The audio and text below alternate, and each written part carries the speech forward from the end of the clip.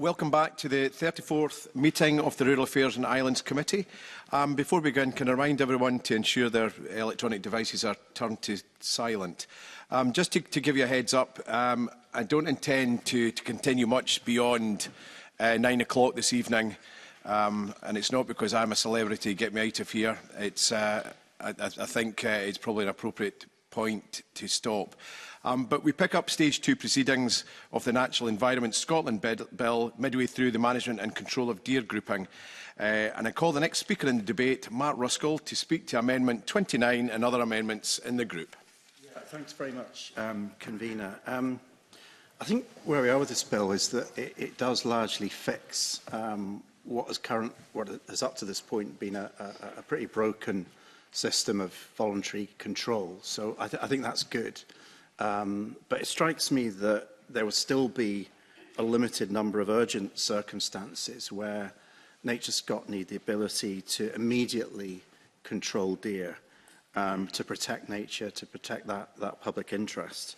So I think in those quite limited circumstances, going through what could be quite a protracted Section 7 voluntary control agreement process may be actually too slow to prevent damage to a site. So you can imagine a situation where a particular species was found, the deer are causing damage, and it would just be too late to go through that kind of process in order to protect that feature of interest. So Amendments 29 and 30 would allow NatureScot to undertake deer control with the necessary speed, allowing them to undertake control measures directly or through their contractors without first agreeing voluntary intervention with the landowner. And I think this is really the exception to what would be normal practice going forward.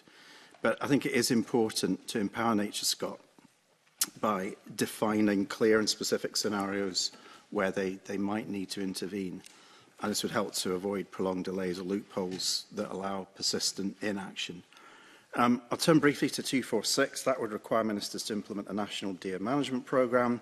Specifically, it requires ministers to publish a national strategy, identify priority areas, set clear expectations for landowners, and provide strategic direction for sustainable deer management. And this was one of the recommendations, key recommendations by the Independent Deer Working Group, and it was a recommendation that was also accepted by government. And the convener might remember it was, I think going back, it was a recommendation of the previous parliamentary committee, the Eclair Committee. The convener was deputy convener over the last session. And I think it was a recommendation of the committee before that in session 4, which I think was the Raki Committee. So we're delving into the kind of annals of the Scottish Parliament here, but this is a recommendation that has been there for a very, very long time, and it really needs action. So the proposal for a national deer management programme, the amendment sets out, is effectively a modernised form of cull approval scheme. It's in line with what is in the most recent programme for government, which did commit to sustainable deer management pilots to then be rolled out on a national scale. So I think this amendment would achieve that, and I'll leave my comments there. Thank you, Mr Ruskell. I now call Emma Harper to speak to Amendment 240 and other amendments in the group. Thanks, Convener. Good to be here this evening. There's lots of amendments in this group, so I'm going to focus on mine 240 and 241 and perhaps mention another couple of amendments regarding lowland deer management. Amendment 240 relates to the procedure for making, varying and revoking control schemes, which, as members will be aware, is the highest tier of regulatory action NatureScot can impose in relation to its deer management interventionist powers. Amendment 240 seeks to make clear that it will always be appropriate to provide relevant persons with a copy of the draft control scheme, or, as the case may be, a control scheme as it is proposed to be varied. This is a technical amendment designed to ensure that relevant persons receive the salient details in relation to the making, varying or revoking of a control scheme. This in turn will allow relevant persons to assess what the intervention will mean for them and respond accordingly. Amendment 241 relates to the procedure for making, varying and revoking control schemes.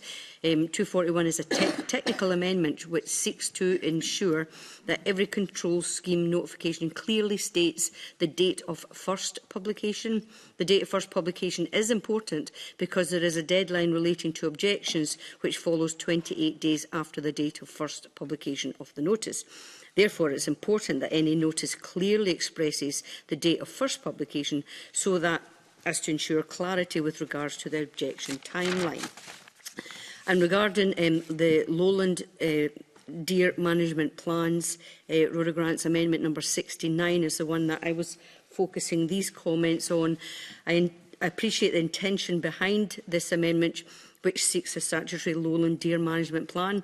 And I wanted to speak in this amendment to flesh out further information and voice concerns that have been raised to me since Stage 1 report and since the debate, and now ahead of Stage 2 amendments for this bill, with various stakeholders who I know and ones that have contacted me as well. Lowland deer management is complex. I raised this as part of Stage 1 to clarify what Lowlands means in terms of deer management. It includes the Central Belt and Dumfries and Galloway and the Borders and Perthshire. The land is urban, it's peri-urban and it's rural. Land ownership patterns differ significantly from upland areas where there is publicly owned land, tenant farms and smaller holdings. Any plan for lowland deer management must reflect these realities. Roe deer numbers are increasing in Scotland, including in peri-urban areas, and a recent check of numbers on Nature Scott's website calculated 300,000 roe deer, 25,000 sika and at least 8,000 fallow deer. And I know those numbers might be different, reflected in different documentation if people search as well. All deer cause damage to woodlands, farmland and, of course, road traffic collisions. Management solutions must be flexible and locally driven and can't be part of a one-size-fits-all national plan.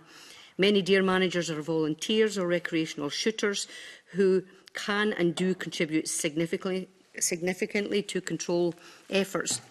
And Forestry Land Scotland have permanent and contracted approaches and are Scotland's biggest venison supplier. So it has been raised with me that barriers for engaging in lowland deer management may be due to requiring self-funding for equipment, other costs associated, which may create barriers to deer management. One comment was made to me that we need to turn around the perception of deer so that the perception should be seen as a product, a healthy protein substitute and not just a pest. And I want to ensure that the processes by which qualified, competent people who want to participate in the essential management of Scotland's deer numbers are as navigable and accessible as possible, and that where barriers do exist, we commit to looking at ways in which we can remove them. So I'll wait to hear what the Minister has to say in response to this big group of amendments and lowland deer management, and I will leave it there, Convener. Thank you. Thank you, Ms Harper. Minister, to speak to Amendment 71 and other amendments in the group. Thank you very much, Convener, and I apologise in advance because I have a considerable number of amendments to get through here, and this may take more than a couple of minutes.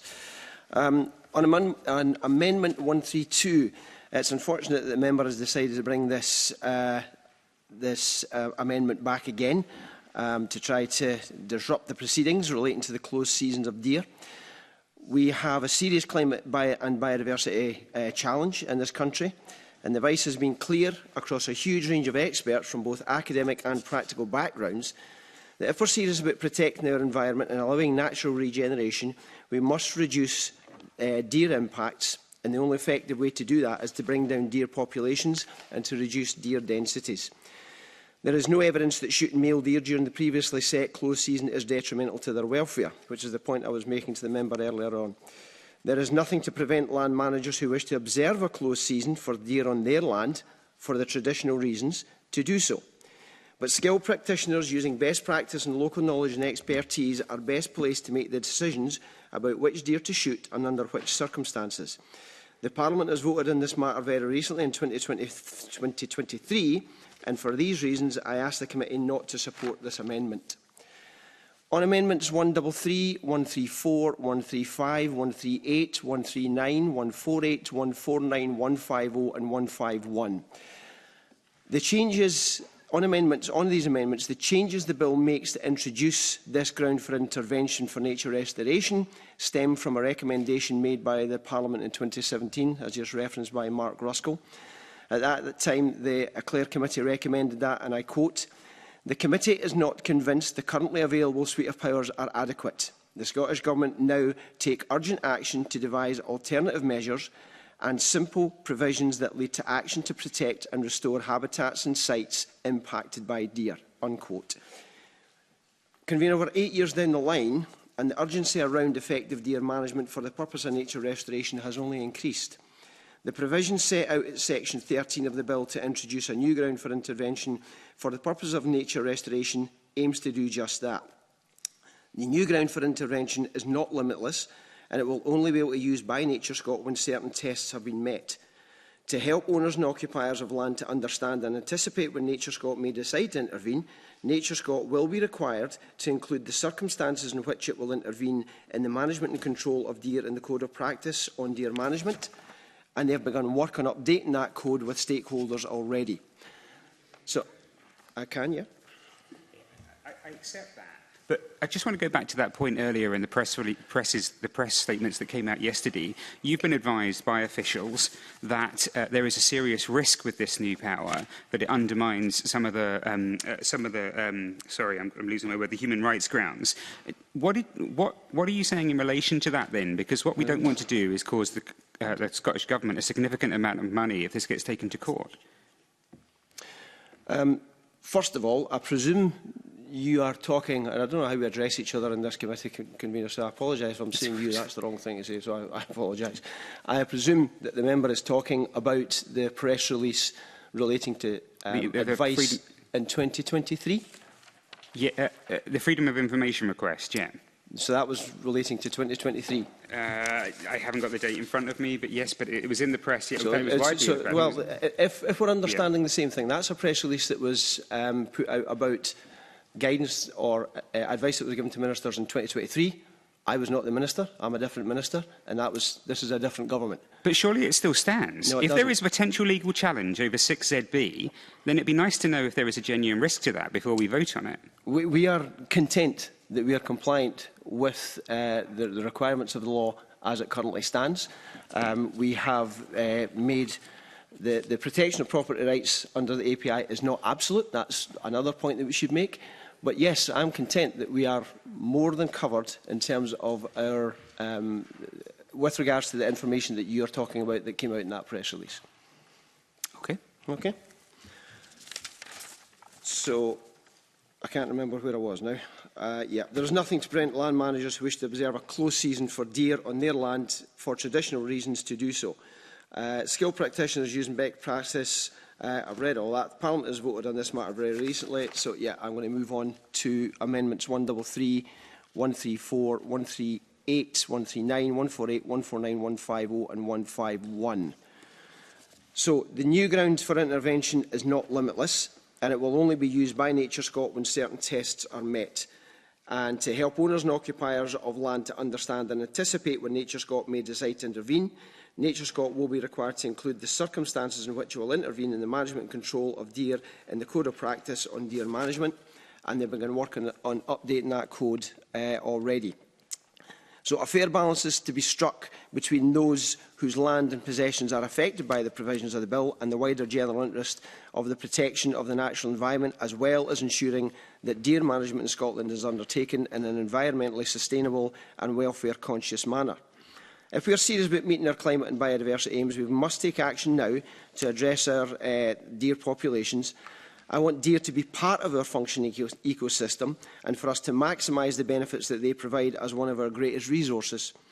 However, that cannot be at the cost of our environment, and for these reasons I would urge the committee not to support amendments 133, 134, 135, 138, 139, 148, 149, 150 and 151. Turning to Amendment 140, I do not think that this amendment has the effect that the member thinks it does in the name of Rhoda Grant. Under Section 8A1, NatureScot can already proceed with a control scheme if they are satisfied that it is not possible to secure a control agreement. The agreement isn't being carried out, or 6 months have passed since NatureScot gave notice and no agreement has been reached. Ultimately, whether or not NatureScot proceed with a control scheme requires the tests in 8A1 to be met. So I therefore ask the member not to press the Amendment 140, and if pressed, ask the committee not to support it. Amendment 141, in the name of Rhoda Grant. The process for control schemes requires Scottish ministers to consider any objections made to a proposed control scheme. The objection period is 28 days. However, the legislation does not set out in any deadline by which ministers must confirm or reject that proposal. In practice, we would always work to respond as soon as possible, balancing that with the need to give careful consideration to the objections raised and all the relevant evidence. I can see, however, that it would be useful to set out a general expectation in legislation around the time in which the Minister will respond. So I think this amendment allows enough flexibility where circumstances may require a longer period of consideration. So therefore, I support Amendment 141 and I would encourage the committee to vote in favour. With regard to Amendments 142 and 143, Mr Mountain's amendments would require all objections to a control scheme to be considered by a group of experts who are recognised, and I quote, in the industry as being experts. While I understand and appreciate the aim that Mr Mountain is trying to achieve, these amendments are impractical. It is not the intention that all objections to control schemes made under Section 8 of the 1996 Act should be subject to advice from one or more experts appointed by Scottish ministers for this purpose. Instead, the intention is that where ministers feel there is a need to seek advice from experts, that we can do so. Objections can be made on any grounds, and it would not be reasonable to expect that ministers must convene a group of experts to consider objections made on, for example, procedural grounds. There is also, of course, the potential for a very high volume of objections to be received, or for objections to be made which are not on the basis of evidence, and that would not be beneficial to be required to have a group of experts to consider those objections. There could be differences of opinions within the deer management industry as to who is recognised as having the expertise relevant to the objection or the scheme. The amendment does not set out how this could be dealt with. Indeed, it is likely that all that will do is slow down this process. Instead, the current drafting allows Scottish ministers to reach a view on who has the expertise to provide the advice, so therefore I would ask the committee not to support Amendments 142 and 143. In regards to Amendments 145 and 146, the Deer Working Group conducted a comprehensive review of deer legislation and did not recommend increasing in scrutiny on control agreements or schemes. These amendments therefore go beyond what the group considered necessary. In Section 1 of the Deer Scotland Act 1996, as amended by the Bill, states that one of Nature Scot's aims and purposes is to safeguard the public interest in relation to the management and control of deer. While the Bill does not define public interest, it is widely understood to include both socio-economic and ecological impacts. That means that the intent of these amendments is already embedded in the 1996 Act through the amendments that we have already made through the Bill. The current legislation also already requires consultation and proportionality. These amendments duplicate existing safeguards rather than improving the outcomes. Introducing mandatory socio-economic assessments and an independent panel adds complexity and slows down urgent control measures, risking ecological harm and public safety. So for these reasons, I would therefore encourage members to oppose 145 and 146. Absolutely. I appreciate you taking intervention. I'm still a bit concerned that you suggested that the advice given in relation to the submission in 2023 on option 2, which is all about intervening for nature and climate objectives. Surely that's exactly what 6ZB is about.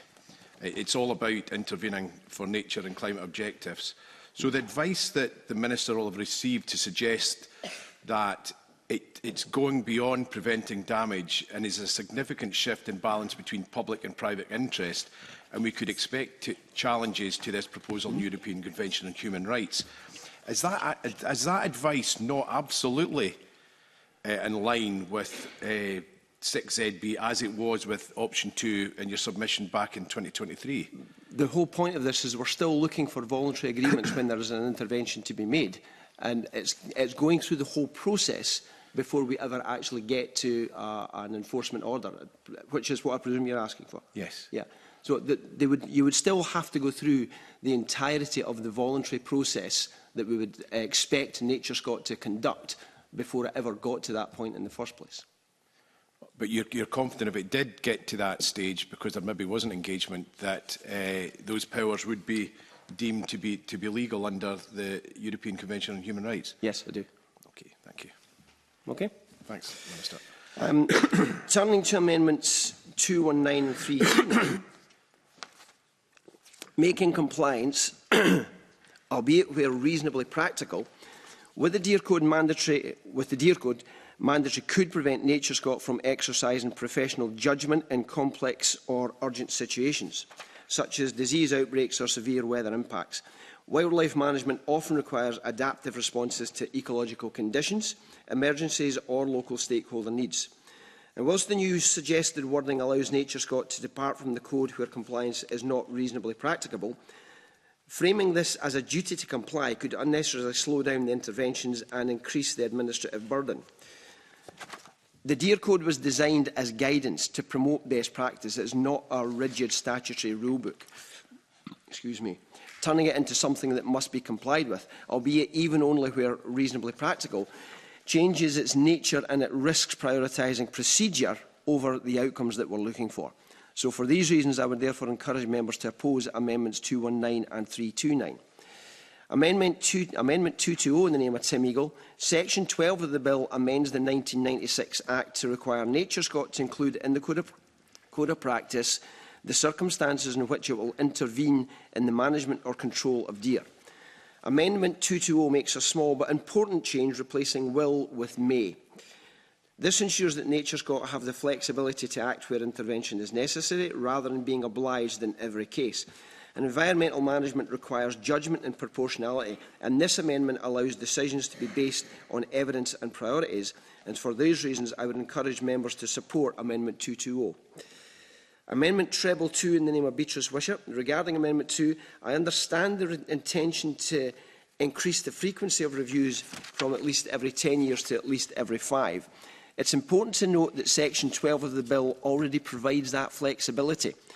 Under the new subsection 1A, NatureScot can carry out a review at any time, including when required by ministers, following a significant revision of the code, and otherwise not less than every 10 years. This means that the reviews are not restricted to the statutory cycle and can be undertaken whenever the circumstances demand. I've set out previously that I would expect the review within a few years of this bill being enacted, for example. So reducing the review period from 10 years to 5 years will create an unnecessary administrative pressure without delivering any additional benefits. And given that the legislation already allows for timely reviews outside of the standard period, the current 10-year period provides a backstop, ensuring that there is regular oversight if no changes have occurred either to the code or otherwise. I do not expect it to become the default that the review is undertaken every 10 years. For these reasons, I would encourage members to vote against Amendment 222. Amendment 223, 224 and 330 in the name of Tim Eagle. While they appear technical, changing in relation to on narrows the scope of intervention powers. The current wording allows NatureScot to act where deer activity or management decisions are causing or are likely to cause damage to an area of land, even indirectly. So limiting this to on the land could create unintended consequences, making it harder to address cumulative or cross-boundary impacts. Deer do not respect property lines, and our legislation should reflect that reality. For example, deer could be on a particular area of land but wander onto roads, causing road traffic accidents. And this public safety issue is not on that particular area of land, but will rather be in relation to that land. So for these reasons, I believe the existing wording provides the flexibility needed to protect public interests and to the environment. I would encourage members to oppose Amendments 223, 224 and 330. Amendment 68 in the name of Rhoda Grant. I'm supportive of the aim I think Ms Grant is trying to achieve with Amendment 68, which is to clarify that NatureScot can seek a control agreement from a landowner where the land is tenanted and damages are occurring on the tenanted land. Ms Grant is also trying to ensure that in those circumstances, the tenant can ask NatureScot to provide support via an intervention. I'm supportive of the premise, but I think the amendment needs to get some clarification. So I'd be happy to work with Ms Grant to bring an amendment forward at stage 3, were she not to press Amendment 68 today, but I would ask members not to support it if it is pressed. On Amendment 231, I can't support Amendment 231 as it's unnecessary. The use of the land in paragraph A of section 6A2 has to be read in the light of the wording used in the opening words of subsection 2. Therefore, the land refers back to that particular area of land previously referred to, and for these reasons I urge members to reject that Amendment 231. Amendment 232, in the name of Beatrice Wishart, the changes made by the bill to allow NatureScot to request a deer management plan be submitted on a shorter time frame with a minimum of 3 months' notice is only a minimum time frame, which was the point I was trying to make earlier on in this session. We consulted on this change, but I appreciate that concerns have been raised by stakeholders, and since I want to use this opportunity to set out very clearly my expectations here, NatureScot can set a deadline beyond the 3 months or extend the deadline where appropriate, as they do just now. Where owners or occupiers are working to develop a plan or are working to address gaps in data or information with regard to developing that plan, NatureScot will work with those owners or occupiers to agree an appropriate timescale for delivering the plan. Take an intervention. I will, yeah. I appreciate that. Do you think in the long run it's going to be proportionate and reasonable for intervention to take place on one landowner's land to deliver nature restoration on another piece of land? And would there have to be consideration taken of the impact in jobs or businesses at that point?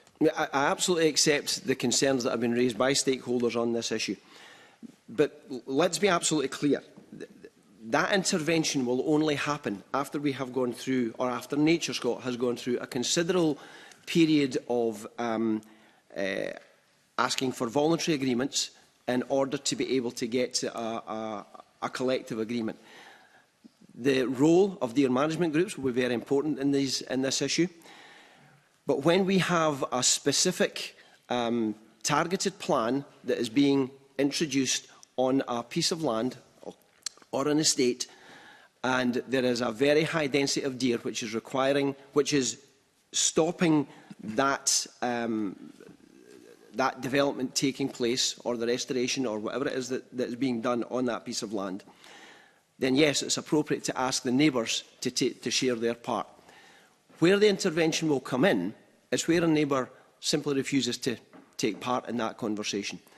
And just because we get to a position where deer numbers come down until that restoration period, or that peatland restoration or forestry, or whatever it is, that this specific plan that has been laid out. And it can't just be somebody saying, I want to rewild that. It has to be part of a particular biodiversity plan or a climate plan or whatever. There are a range of plans that we have in place. It has to be something that is specifically set out. It has to be something that actually is deliverable and has been set out in place, and people have been consulted on that. So yes, it is reasonable to ask people to get those deer numbers down to allow that specific restoration event to happen. But that doesn't mean to say that in 5 years' time, those deer numbers can't go back up. And I absolutely accept the fact that some people will be concerned that I've heard the phrase, we'll be shooting ourselves out of a job. I don't believe that that will be the case. We've got massive numbers of deer at this moment in time. Edward Mountain talked earlier on about deer having to come from the hill, come down to the grass to get the better grass at the bottom of the road. So I think there is scope here to allow us to make sure we have the requirements of a landowner to be able to cut their deer numbers down in order to allow a particular piece of work to happen. Mr Ruskell is asking us to go even further than that and not even have this voluntary engagement. So yeah, I think it's absolutely reasonable, because we have a very high deer population at the moment. If we bring that deer population down in that local area, and I take the point, there was stuff said this morning about we've got a national vision, we've got a local vision. I understand all of that.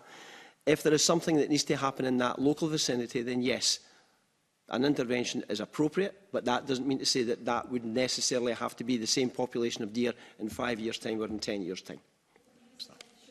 I will, yeah. Thank you, Jim Fairley, for taking the intervention. But if the control scheme is, as you say, voluntary, and someone else is being asked to carry out control because of a land management plan to protect the environment or biodiversity, does the Minister not believe that that will lead to conflict rather than the current working, which is collaborative? Well, I'm glad you mentioned the collaborative approach that is currently being taken, because I have had extensive engagement with land managers since I was given the responsibility of taking this part of this bill through. And there is not a single deer manager or land manager that I've had a conversation with who isn't on board with having a deer management system that actually works. So, yes, there are going to be discussions, but we're already in a place where deer management is in a much better place in terms of how people are cooperating than we were before. If you consider the Common Ground Forum, there is much better interaction and engagement. Where this will come into play is if somebody just simply refuses to engage. It's only happened once where one control order has been brought into play. It's only happened once. And I think NatureScot and the government are quite within their rights to be able to say, if you're not prepared to be part of this community and allow us to achieve the objectives that we're trying to achieve, then yes, we should have the ability to take control orders. And will that cause conflict? It may well do. It may well cause conflict with an individual landowner or landholder who is not prepared to take part. But one of the things I would really like to try to get us, and I think I've said this already, we've got good relations in our deer management and our deer managers now. It's way better than it was, and I want that to continue. So therefore, that voluntary engagement with NatureScot is absolutely the way it has to be done to begin with. But if somebody just refuses to engage, then there has to be an ability to be able to make them engage. Just a brief one. I'm not trying to disrupt the reason. No, it's absolutely fine. We've got all night. I came to the committee because I like to add to it, and it's something I feel passionate about. So the next door neighbour who's got too many deer, Minister, is being asked to control them to allow somebody else to achieve it. What about the next door neighbour that's got far too many sheep and there's no boundary fence and they come across? Are you going to ask them to remove the sheep from the hill and destroy their farming enterprise? You're just happy to do it on deer, are you? I'm finding it incredible that a man of your experience, Mr Mountain, would try to pit one traditional land manager against another in this situation, which is exactly what Ross Ewing did in the press release that he put. I find that astounding that you'd be prepared to go down that road. First of all, you know as well as I do, you can go out with 10 bikes and 50 dogs. You're not going to round up deer, and you're not going to manage them in the same way as you can manage sheep. But you can certainly manage sheep with a couple of shepherds and dogs, and you can get them off. So I'm astounded that that is a position that you're taking, where you would pit one land manager against another. Deer are a natural, roving, marauding animal. Sheep can be managed as livestock. And I find it unbelievable that you could go down that road. But however, that's entirely up to yourself. Would you like anything else, Convener? Minister, I would like to intervene. Again, I'm finding it difficult to understand how we can't avoid potential conflict. So a scenario might be that you have multiple land users and one land manager decides to have a land management plan which requires a very low density of deer.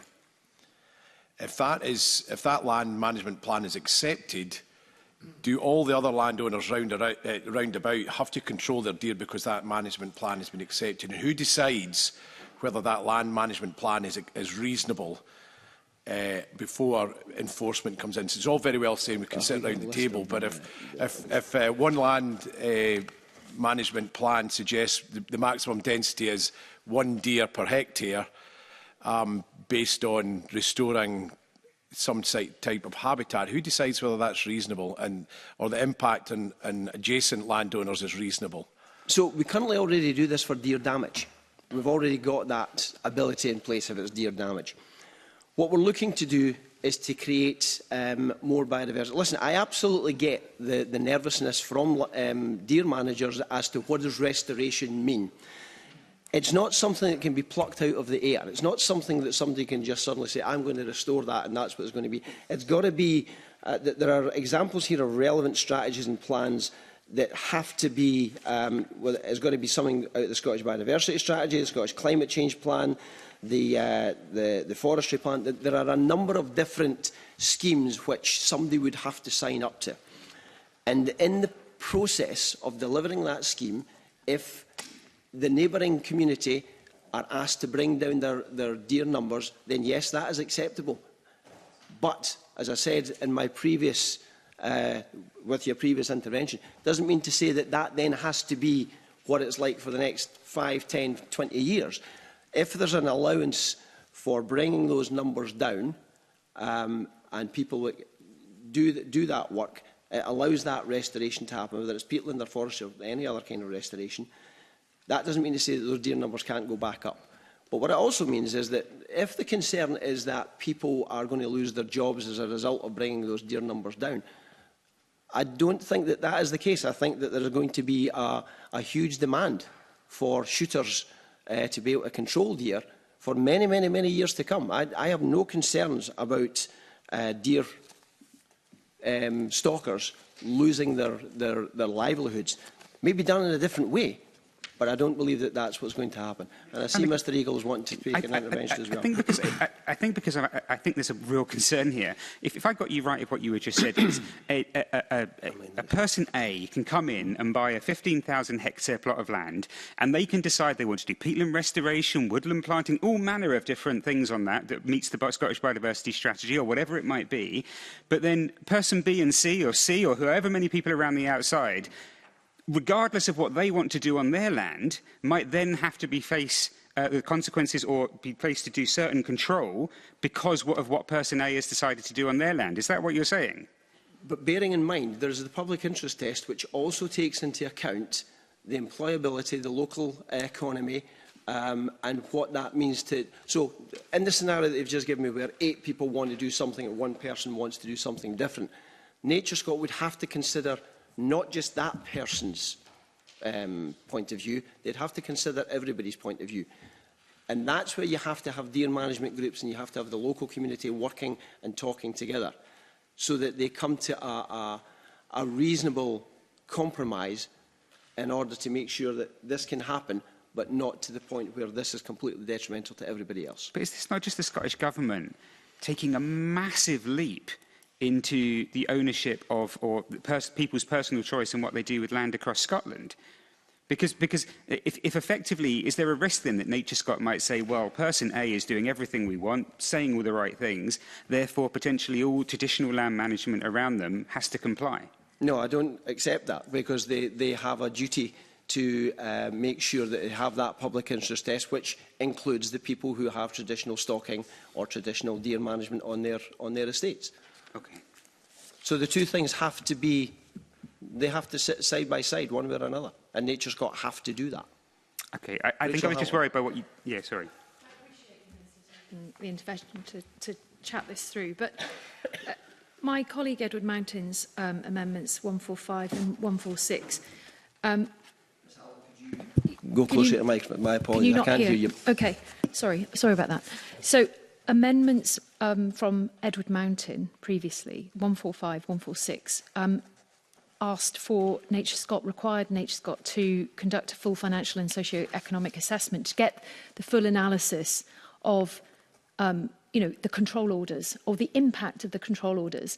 Now, I don't believe the government have accepted those, but from what I'm hearing now, and not being a member of this committee, and I didn't plan to get involved in this conversation, but it seems very serious, because if an individual is being expected to adhere to something that is in relation to, over the way, we're talking about A and B and C and D and E, but,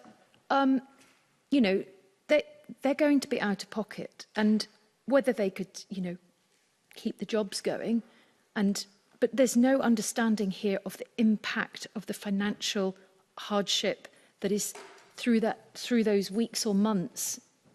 And I just wondered what the Minister had to say about that, because it just seems so unfair to make people go into financial hardship to benefit a land management plan of a neighbouring person. Okay. We already do this for nature damage. So we're adding restoration to that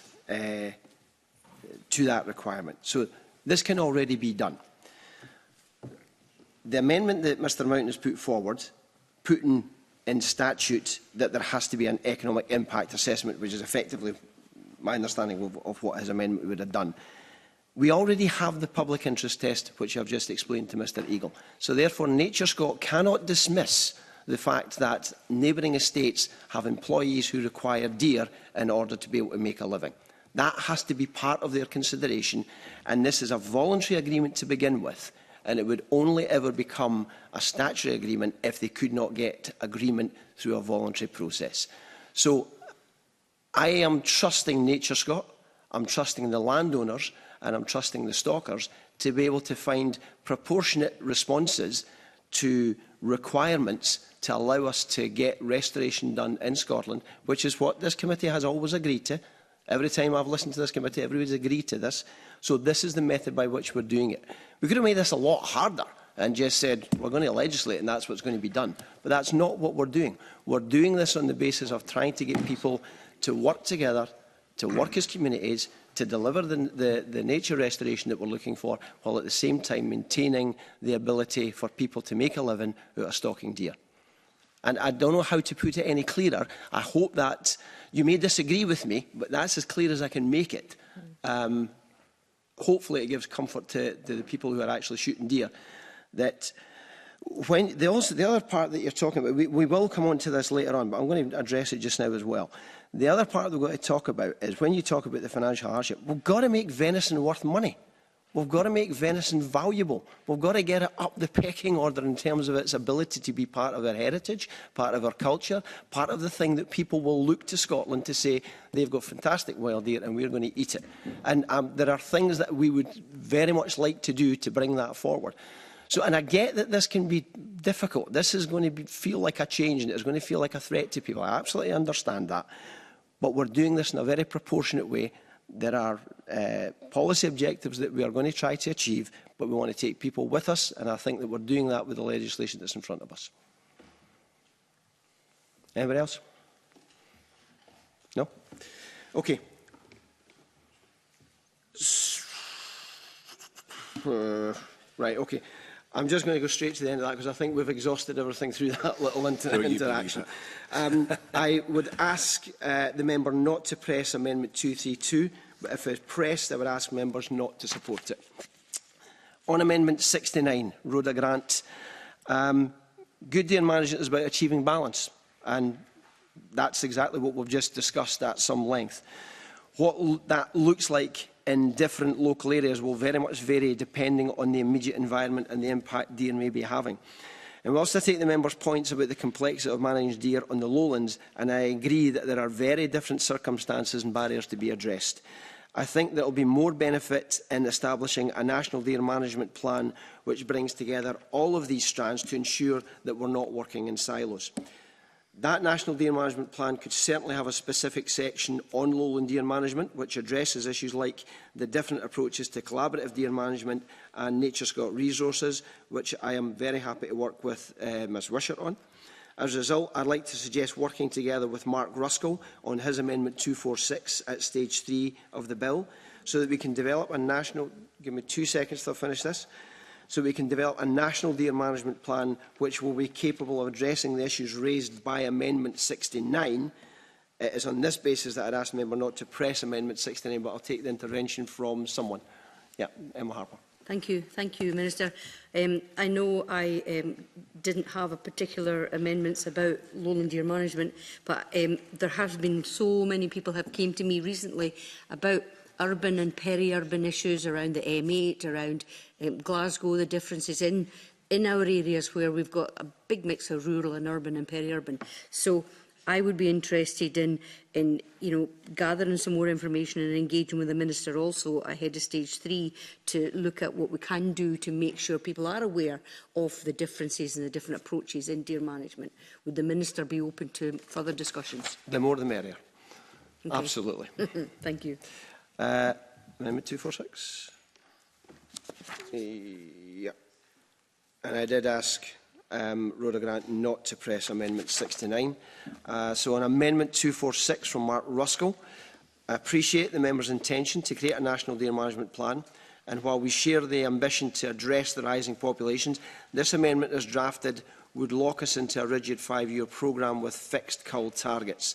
A statutory plan with predetermined numbers risks reducing flexibility and could undermine adaptive management approaches. In addition to this, resource taking resource to draft a convoluted plan like this prevents us from taking actual tangible action on the ground.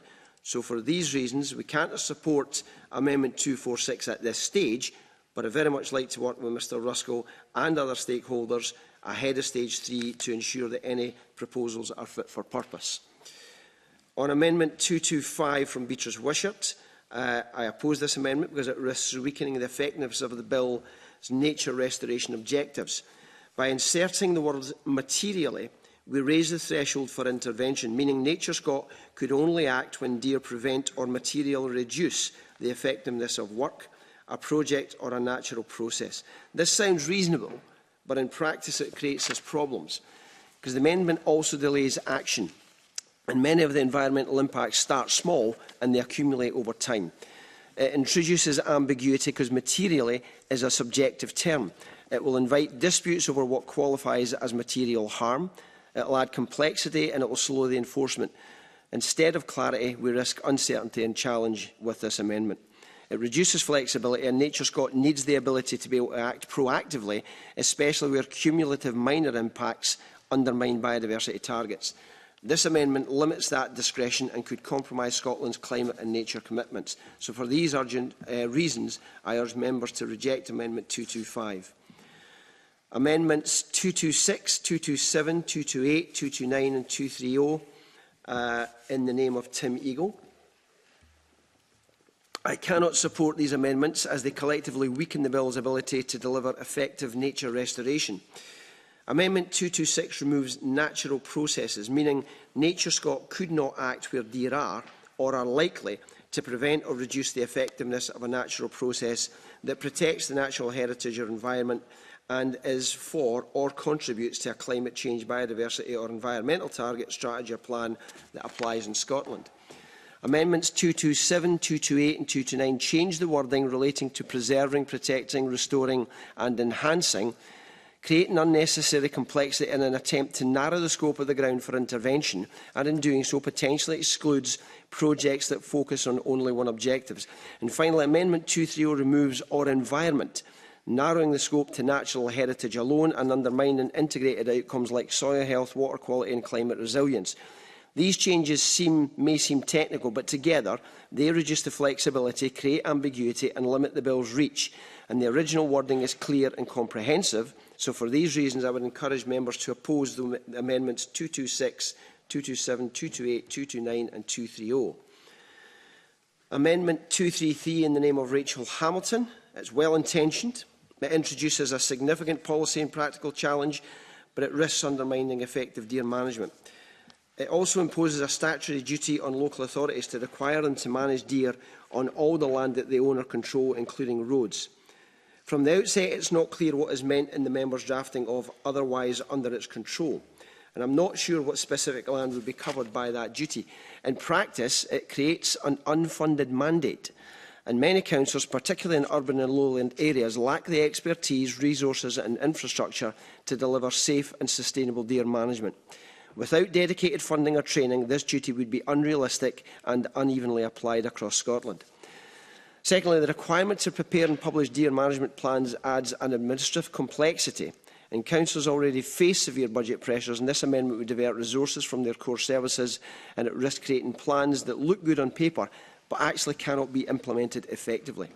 And finally, while the amendment rightly links deer management to road safety, it doesn't address the underlying problem. Councils often lack access to reliable collision data and have a limited capacity to act on it. Simply mandating consultation and reporting is not going to solve these systemic gaps. In short, the amendment risks creating obligations without the means to fulfil them, leading to patchy implementation and potential liability for councils. The bill already provides mechanisms for coordinated deer management through NatureScot and voluntary partnerships. Adding this duty would now overcomplicate the system and it would strain local government capacity. So for these reasons, I encourage members to oppose Amendment 233. Amendment 331 in the name of Tim Eagle. Again, is well-intentioned, and in seeking greater community involvement in deer management, it would introduce significant challenges that risk undermining effective deer management. First of all, this amendment would impose a statutory obligation on public authorities to consider and potentially implement community-integrated deer management models on publicly owned land. In practice, that will create complex engagement requirements which could delay decision-making, particularly where communities disagree with proposed plans. The amendment would require public authorities to consider a number of complex elements when exercising their functions. That would significantly increase workload and administrative burdens on these public authorities. This is not something that we should be taken forward without careful consideration and consultation with those public authorities who may be subject to this new duty. We all know that deer management can be an emotive subject, and there are many views on the best way to manage them in different areas. And I also don't think the member has considered potential implications on peri-urban areas where some members of the public who rarely see deer do not understand the impact they are having on the environment if their population is left unchecked. So for these reasons, I'd ask the member not to press, and if pressed, ask members not to support it. Amendment 136. In the name of Rhoda Grant. Whilst I appreciate the member's intention to ensure timely action for the notification of control agreements, I would remind Rhoda Grant that Section 7 control agreements are voluntary. Nature Scot will look to secure voluntary deer management and work with landowners and occupiers to reach agreement on what deer management looks like. This can take time, collaboration, and the process is not linear. Therefore, it is not practical to put a 3-month obligation on Nature Scot to give notice. And it's for those reasons I recommend members oppose Amendment 136. Exactly. Yep. An intervention. It's clear that those are not working. So where is the fallback to make sure that when there is an issue with deer, that intervention can take place? I'm not sure that they aren't not working. There are good examples of these systems working right throughout the country. Deer management plans are, the deer management groups are working on a regular basis to bring forward not control agreements, but managing their deer effectively. It's already being done. I would argue that all of them are working well. Some are not working. I'm sorry, could you pull your microphone down? Sorry. I would argue they're not all working well because some of them have been in place for many, many years and still not reached a conclusion. When we are looking at voluntary agreements, some of them will take time because Nature Scot will be working with people to try and find satisfactory solutions.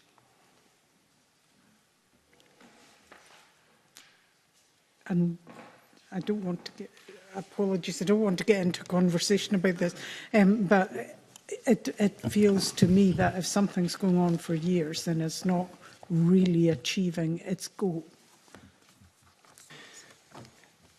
We also have Nature Scot have to report to ministers on this as well. So if there is a particular issue that the member's concerned about, then it can come back to the minister. It can come back to ministers. Continue, Minister. Okay. Amendment 234 and 235 in the name of Time Eagle. I'm not sure what Mr Eagles would want to amend the provision in this way for. At various points in the Stage 1 debate, the member outlined that he thought powers of Nature Scot had were broad and too vague. And I've been clear that we want voluntary deer management to be the focus of our deer management efforts. We want to see good collaboration that we have seen up until now. We want that to continue. However, where Nature Scot form a view that the tests and the grounds of intervention have been met, we want to ensure it is clear what action will be taken. And changing a must to a may would undermine clarity and certainty as to what steps will be taken following Nature Scot forming a view that some form of intervention is required, whether that be via a voluntary control agreement or a control scheme. The lack of certainty as to the process that will follow isn't beneficial for anyone. For that reason, I would recommend that members reject Amendment 234 and 235. Amendment 137, Rhoda Grant's amendment, as I've set out previously, control agreements are voluntary. Publishing all the information related to Section 7 control agreements, they are an iterative and collaborative process, including all the evidence that led Nature Scot to form the view that intervention was necessary, is preemptive and detrimental to everyone involved. It would place significant administrative burden on Nature Scot. Section 8 is the end of the process where deer control schemes become compulsory. It is at this stage that these schemes are published by Nature Scots. For these reasons, I would encourage members to oppose Amendment 137. Amendment 236. This amendment would add, in the name of Tim Eagle, this amendment would add an unnecessary layer of bureaucracy to the process for proposing a control scheme. Nature Scot must publish a notice when issuing a control scheme that includes a copy of the scheme itself, as well as details of how relevant owners and occupiers can object. As I said a moment ago, control schemes are at the end of the process, and by that point, Nature Scot will have been engaging or attempting to engage the owner or occupier on the deer management issues of the scheme that the scheme seeks to address. Throughout this process, Nature Scot will have gathered evidence and outlined its assessment of the situation on the ground and the rationale for the intervention. So where an owner or an occupier disagrees with their assessment or the actions required by the scheme, they can object to Scottish ministers. If the Scottish ministers then, having considered that evidence and any objections, confirm the scheme, the owner then has or the occupier still has the ability to be able to appeal to the Land Court. There is no rationale to introduce an additional step of an independent panel to review the control schemes. At best, that will result in the work that Nature Scot has already undertaken being carried out twice, and at worst, it will be a waste of time and money for everyone involved. We already have sufficient checks and balances in place and a process that is well understood by all, so therefore I urge the committee to oppose Amendment 236. Amendment 29 and 30. In the name of Mark Ruskell. The changes we are making to Nature Scot's powers under this bill are intended to support voluntary deer management and ensure that in situations where those voluntary agreements break down, Nature Scot can take enforcement action to ensure effective deer management. But it is of the utmost importance to me that we do as much as we can to support that good deer management that is happening across Scotland to continue. The process at the moment requires Nature Scot to make those meaningful attempts that I've already spoken about to secure agreement on a voluntary deer management, and I fear that these amendments would undermine that aim entirely. So we want voluntary deer management to be the focus of our deer management efforts. We want to see the good collaboration we have seen up until now continue. This includes proactive action for environmental purposes while maintaining those appropriate checks and balances. It is not our intention, nor is it either practical or feasible, to demand compulsory deer management everywhere. Yep. Can I thank him for giving way on that? I mean, I would actually agree with most of what he's just laid out. I mean, I think that is the process going forward. What I'm doing is I'm inviting you to consider circumstances, quite rare circumstances, where it would make sense to bypass that voluntary control agreement process and allow Nature Scot to be able to take action. And if the Minister is confident that there couldn't be any circumstance at all where urgent action would need to be taken, then you know, I accept his argument. But if there's any doubt in there around the need for urgent action that could bypass that, then I would ask him to perhaps have a conversation with me between stage 2 and stage 3 and think about an amendment which may be better in this space that could leave open the need for urgent action to be taken without undermining the very important voluntary agreement approach that's been established here, and we're all behind it.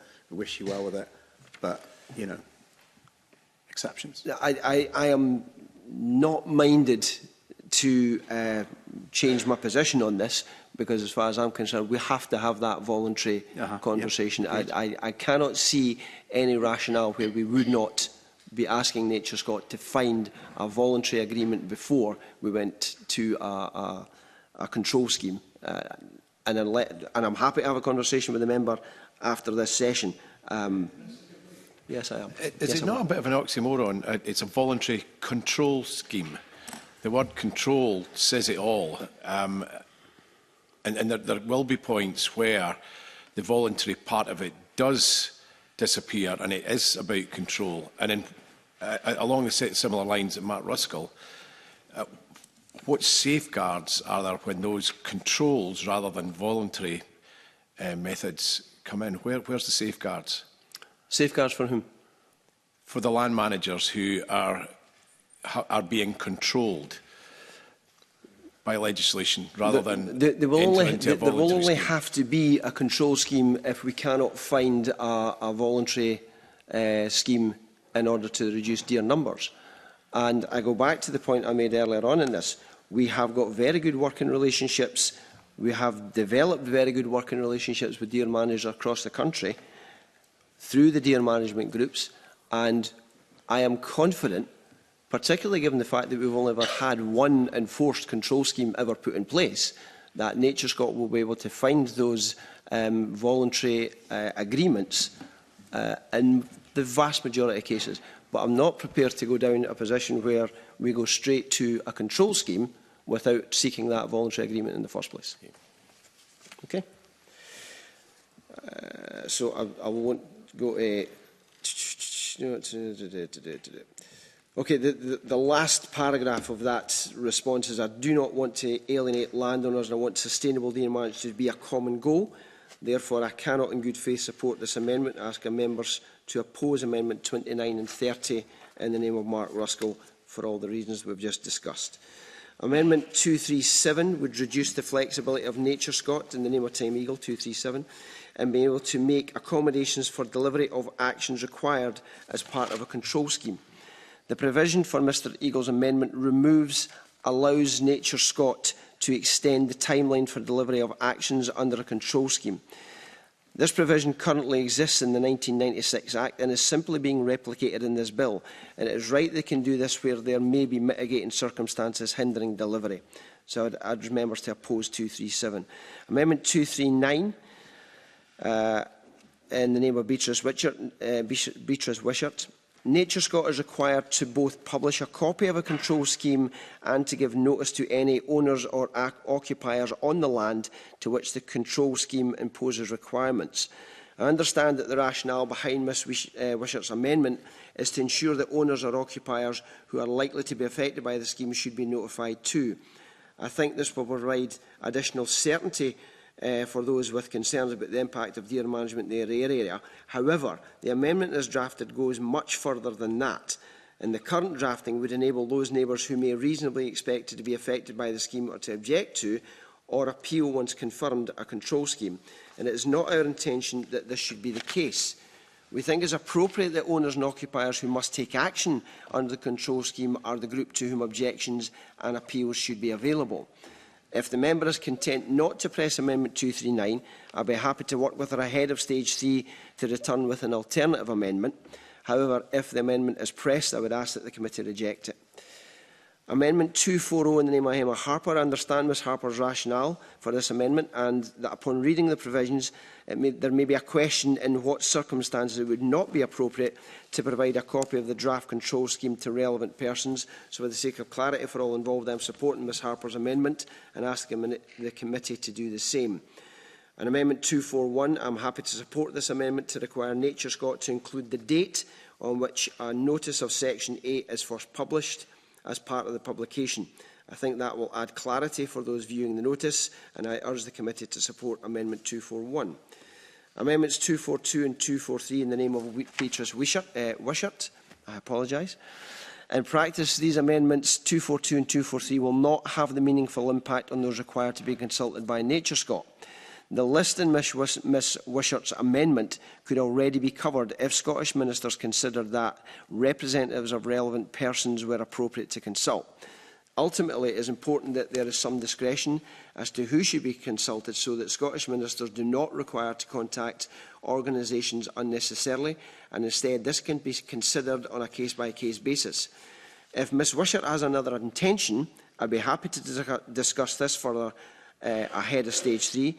But I urge the member not to press Amendment 242 and 243, but if she does, I would ask the committee not to support them.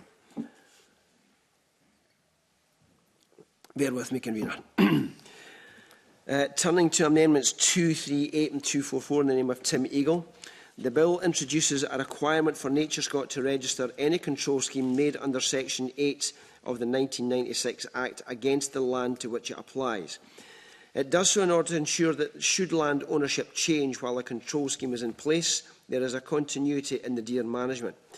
This is in recognition of the significant investment in public resources and in the necessity of achieving deer management in that place. If you allow me to finish the next 2 paragraphs, I'll come back to you.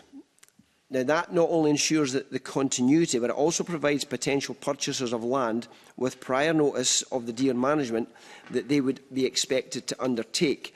So where land ownership changes, NatureScot would work with the new landowner to achieve the voluntary agreement and to look to de-escalate from a compulsory control scheme wherever possible. And I'll take that intervention. Well, I think you may have partly answered that. I think my concern here is that it undermines potentially land value, but it also undermines potentially a buyer coming in that would totally, absolutely want to reduce deer or do whatever the requirement is on the land. So rather than, and I think my suggestion here then was rather than tie that to land, which seems like quite a final thing, that instead you just have a website which lists all these down. Well, it's not uncommon for obligations such as this to be registered against the land. The Forestry and Land Management Scotland Act 2018 enables ministers to register certain notices on the Land Register or the Register of Sazines. So too can nature conservation orders be registered in this way as well. The proposal that Mr Eagle has put in, that NatureScot instead should publish details of the control scheme on their website, they're already required to publish details of all control schemes at present, and therefore this amendment would duplicate that requirement. This requirement does not provide the continuity of deer management or to ensure there is transparency in relation to the presence of a control scheme that is intended with the provisions of the bill. So for that reason, I would urge the committee to oppose Amendments 238 and 244. Amendment 245, in the name of Tim Eagle, amends Section 10, which contains measures that can be taken in emergency situations. So in all circumstances, NatureScot will ask the landowner or the occupier to undertake the emergency measures themselves, and NatureScot will only make use of the power in cases where the landowner or occupier is unwilling or unable to take appropriate emergency action to halt deer damage. NatureScot has used Section 10 in circumstances that are not around carrying out culling. For example, in the Flanders Moss, they use Section 10 powers as an enabling tool, not a regulatory tool, to allow cross-boundary deer control. That intervention was requested by deer controllers themselves to allow them to follow and kill deer over boundaries within a defined and an agreed area. By introducing prevention of damage to the natural heritage and environment as a purpose for which this power can be used, we are increasing the tools that are available to the land managers across Scotland. Deer, as we know, are highly mobile, and while they are a great resource, they can also cause great damage. So we need to have the appropriate tools available for us if we are to achieve our climate and biodiversity aims. So for those reasons, I would ask the committee to oppose Amendment 245. Amendment 70 in the name of Rhoda Grant and 332 in the name of Tim Eagle. In regard to these amendments, I have heard from tenant farmers and crofters about their concerns with regard to deer damage on unimproved land and common grazings. The issue of occupiers' rights was raised by the Deer Working Group, and I know this issue was highlighted in the committee's Stage 1 report. Now, I'm supportive of the intention behind both amendments, but I want to ensure that we get the right balance between protecting occupiers' interests, but also the right of landowners to take deer. We'll come to Dr Allen's Amendment 39, and I will set out then what my intention is to work in regards to working with Dr Allen on tweaking that amendment ahead of Stage 3. But I would also be pleased to work with Ms Grant and Mr Eagle on that also. So I therefore ask both not to press their amendments and instead work with me to improve Dr Allen's amendment. If the amendments are pressed, then I would encourage members to vote against these amendments at this moment in time. Okay. Amendment 39 from Dr Allen. I accept that Mr Allen hasn't spoken yet. It's a vital step towards our sustainable... Amendment 39 is a vital step towards sustainable land management and biodiversity recovery. It empowers occupiers of agricultural land or woodland and grazings committees to act swiftly to prevent injury to livestock or damage caused by deer, not only to crops and woodland, but also to the natural heritage and our environment. This change supports Scotland's biodiversity and climate targets by helping reduce deer densities, which is essential for woodland regeneration and tackling tick-borne diseases that harm livestock and human health. It's a simple, low-cost measure that strengthens local capacity while maintaining safeguards through NatureScot competency approval and close-season restrictions. By enabling timely, responsible action, this amendment protects rural livelihoods, it improves habitat resilience and ensures communities can contribute to national nature restoration goals. For these reasons, I would encourage members to support Amendment 39. Now, my Amendment 71 seeks to address concerns raised by NatureScot regarding the definition of a shotgun, which is inserted into the Deer Scotland Act 1996 by the Bill. The current definition drawn from the Firearms Act of 1968 may inadvertently allow the use of certain firearms to shoot deer without authorisation, despite being shotguns in practice. Amendment 71 introduces a regulation-making power enabling Scottish ministers to define shotgun for the purposes of the 1996 Act. That ensures flexibility to include weapons that function as shotguns but fall outside the definition of a shotgun found in the Firearms Act of 1968. The amendment includes a requirement for ministers to consult relevant stakeholders before making any regulations. That will include those with the expertise in the area of firearms in order to ensure we define shotguns in a way that captures all relevant weapons. Amendment 251 from Beatrice Wishart.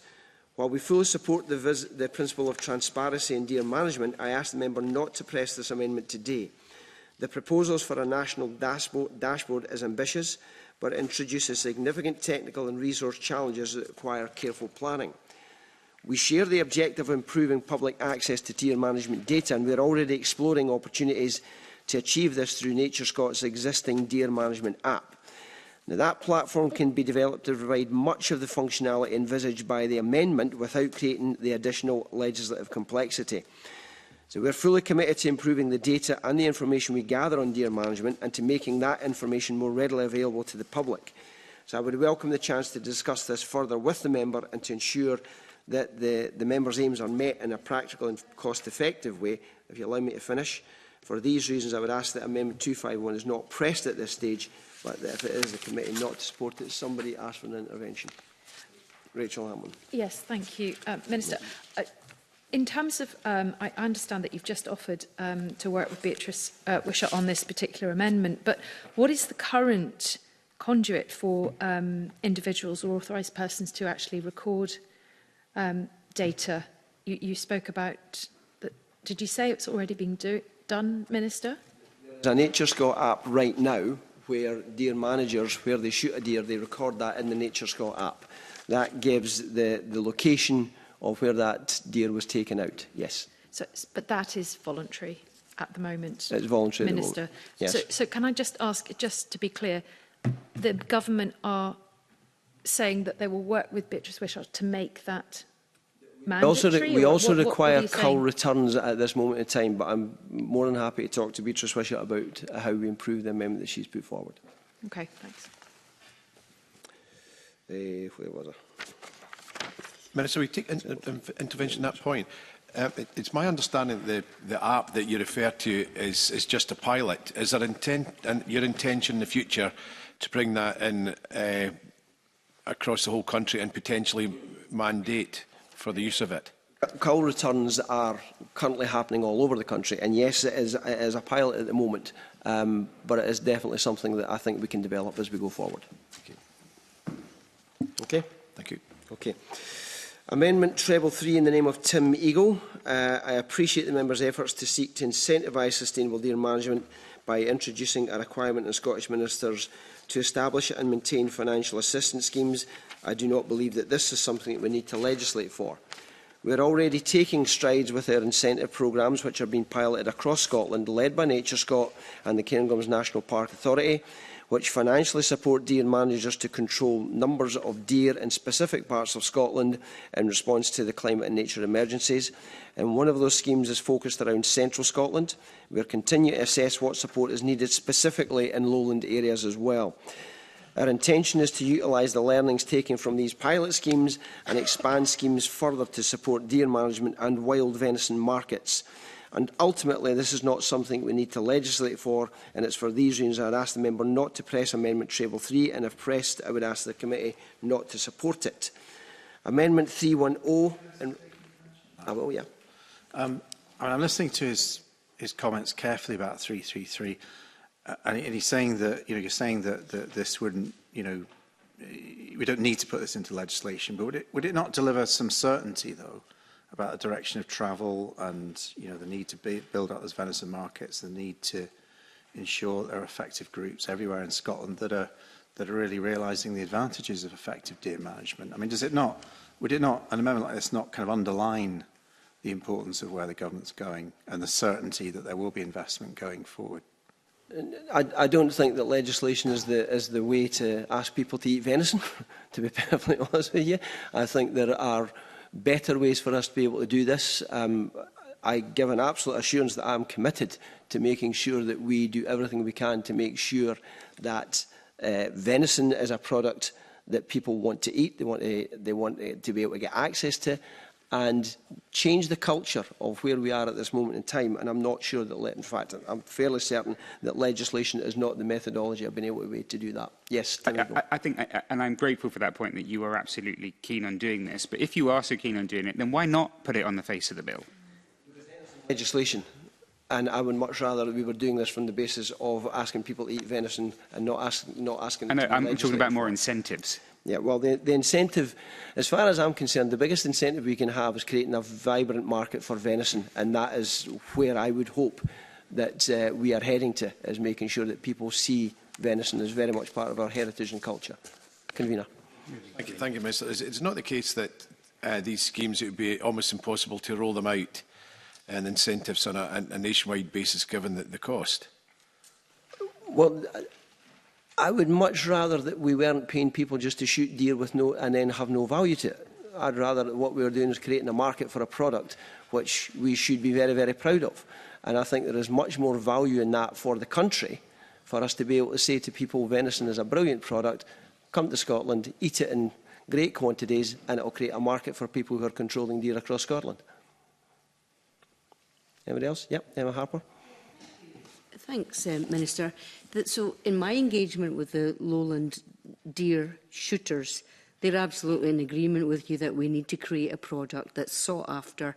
There's a teacher in Lockerbie that's teaching the Waynes how to make venison mince burgers. So they're creating a demand. So I just thought I would put that in the record that I agree with you. Thank you. Mr Mountain, yes. I guess for over 40 years I've been told by various people relating to deer management that venison's going to go on the market and it's going to be a great success. I still hear it every day. I know absolutely now that there are game dealers across Scotland that are not taking in venison because they've got nowhere to do with it. And we're now putting scrawny old stags into the market in February and March when they've got no condition, which no one's going to eat. It's probably better as dog food than human food. So if we're going to make venison a quality product, surely we ought to be getting them when they're in peak condition and ready for the human food chain, not just at a time of year when it seems that they're easiest culled because they're so, excuse the expression, knackered, they can't avoid the hunter's bullet. Well, we've put an extra £150,000 into the processing for this year. There's a £300,000 in total has gone in. But I take the point that you make in terms of shooting a scrawny old stag. Yeah, absolutely. Nobody's going to be falling over themselves to go and eat that. But let's not characterise the venison that we have in Scotland as just being scrawny old stags that have been shot out of season.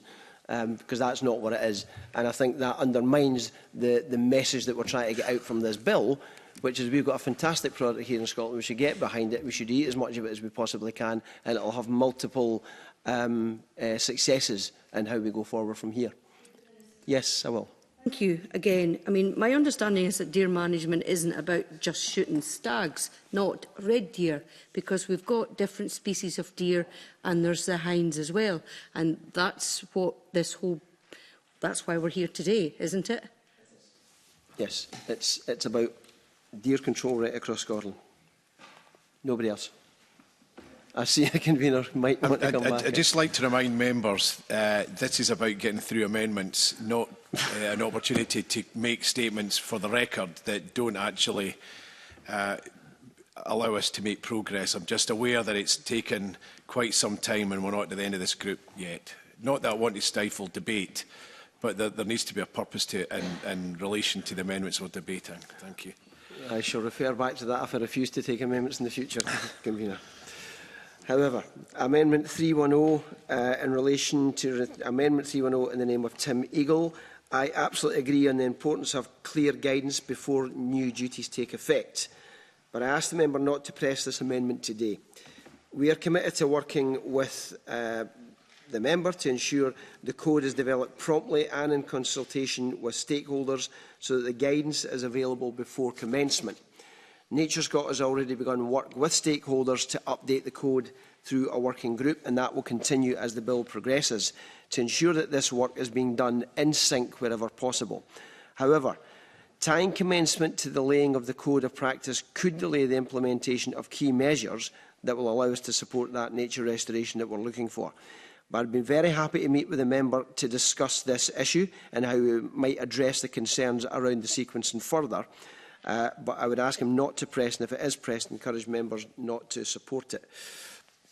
Regarding Amendment 311, the bill has already undergone full parliamentary scrutiny during its passage, including detailed consideration of sections 10 to 33. The commencement regulations are a standard administrative step and do not introduce new policy decisions.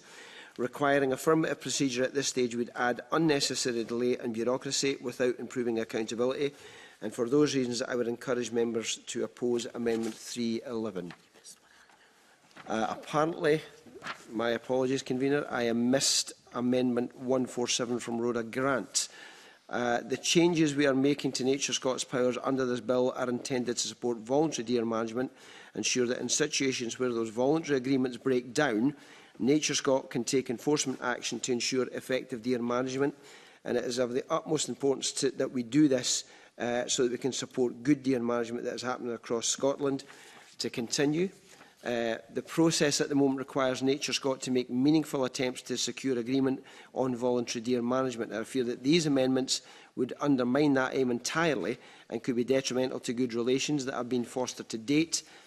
We've got the Common Ground Forum, for example, and that is a fantastic setup.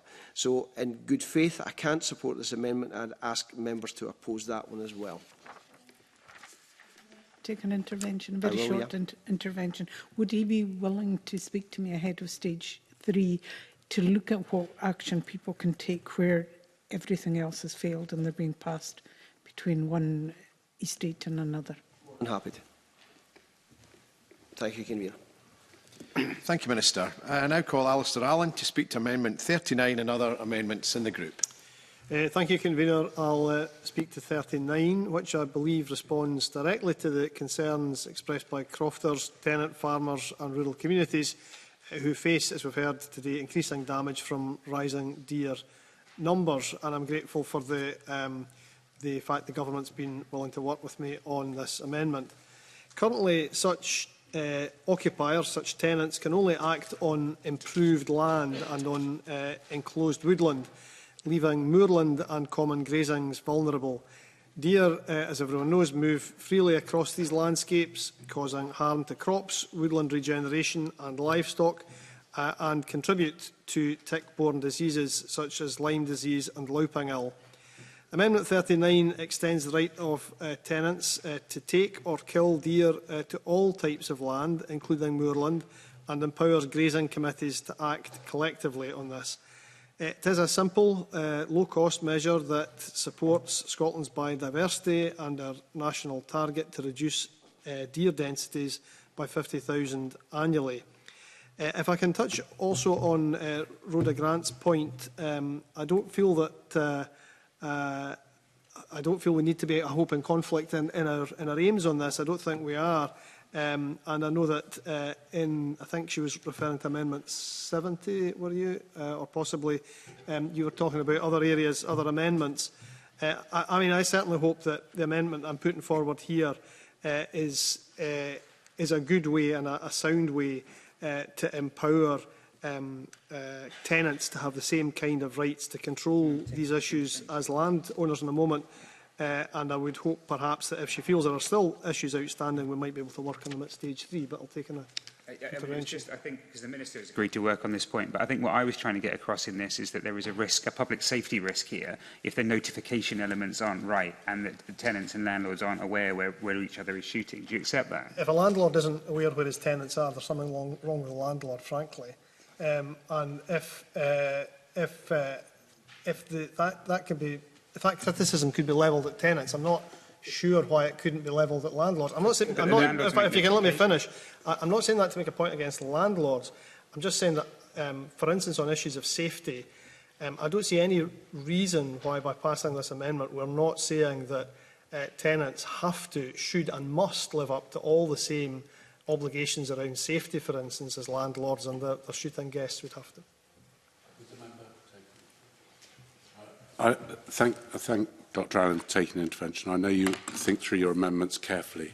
And my slight question or concern with this is that landlords may not own the sporting rights on the areas for which they have tenancies, whether it be Crofting or elsewhere.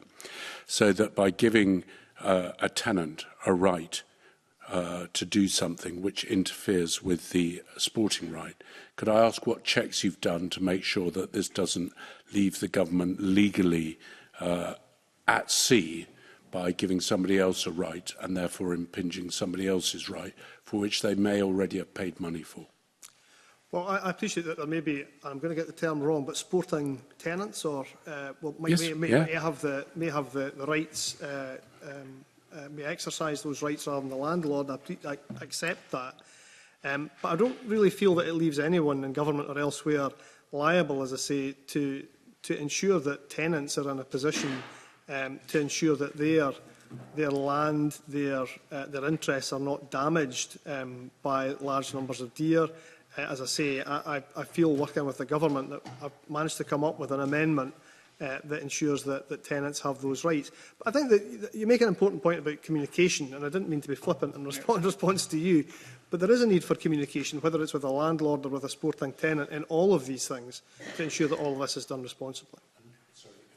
Just come back on that. I mean, I think the issue is, in my mind, is that the sporting rights can be separated from the land, and they are a legal right which somebody's entitled to. Now, this was covered in the Land Reform Act, which I'm sure you followed closely as I did, which gave the tenants a right for claiming against game damage, which deer were included in. So they would have a right to claim. But my concern, Dr. Allen, is that you are extinguishing or interfering with a right which somebody has at law, and it's a property right, and that property right will leave the government, if they make this law, in my opinion, open to legal challenge. Well, the government would have to comment on whether they felt liable. I don't feel that the government would be liable. I suppose on this issue about property rights, a crofter pointed out to me that property rights, as it regards deer, operate in a slightly asymmetrical way. So if a crofter's car is hit by a deer, the landlord doesn't claim any responsibility for what is a wild animal. But at the moment, without legislation of the kind I'm proposing, a crofter who takes action against deer who are damaging his interests could be said to be infringing on the rights either of a landowner or of a sporting tenant, which seems to be two kind of contradictory definitions of a deer as far as I'm concerned. Member, take an intervention. I'm not concerned about potentially the expanding the rights of a tenant, but I think there needs to be safeguards to ensure that those rights are subject to some authorisation, so we don't get the situation where tenants are shooting at night and the landowner is shooting at night, and that gives rise to a safety concern. So should the legislation not mandate for that authorisation to be notified to exclude that? Rather than taking away rights of the tenant, it's more to do that the tenant and the landowner's public safety is put foremost. Well, I mean, again, we might return to some of those questions at stage 3, but as I say, at the moment, I would be reluctant to have something in this amendment that introduced a level of bureaucracy. I accept the point about safety, but introduced a level of bureaucracy around notifications that essentially made it impossible for a tenant to act when his or her interests were threatened by the presence of deer. So I wouldn't like to go down that route. Member taking an intervention. Yes, yeah. Thank you very much. I think what's clear is that there is a solution to be found here, and if we work together ahead of stage 3, we can find that solution. Because I absolutely take on board that there are potential safety issues about 2 different sets of people going out with guns on a hill unless there is some coordination to have that done. And as I look at this amendment and I see the benefits to tenants, notwithstanding the rights of the landowner who may be a shooting tenant or somebody having a right to take deer, I wouldn't see this amendment as a right to harvest deer for a crofter. This would be as a method of allowing a crofter to have a conversation with a crofter or a tenant, to have a conversation with the landowner to say, this is causing us a difficulty, we require you to do something about it, and if you don't, then we have the right to do something about it, and at such point we would then coordinate ourselves with you to say that we will be taking deer at this particular point. I don't think there is any disagreement here. I hope there's not any disagreement here. But I think there is an opportunity for us to come to a reasonable solution that satisfies everybody's desires. That would be my hope, Minister. I didn't mean to... Have you completed your comments? Thank you, Dr Allen. Any other members? No. Edward Mountain, to wind up and press or withdraw Amendment 132. Thank you, Convener, and you'll be pleased to know that I'm not going to speak nearly as long as the Minister on all these amendments, but I am going to address 1 or 2 of the key issues that I feel. First of all, turning to other amendments. The amendment we've just heard from Dr Allen, Amendment 39, I'd be grateful if the Minister could explain to me how superimposing a right on somebody else's right does not allow it to be challenged in a court of law. So if you have the sporting rights, which can be separate to the landowning rights, how, if somebody else then has the right to take those sporting rights, how that will not affect. I mean, I'm very happy to take that offline with the Minister after the thing, in the spirit of the way that amendment was discussed.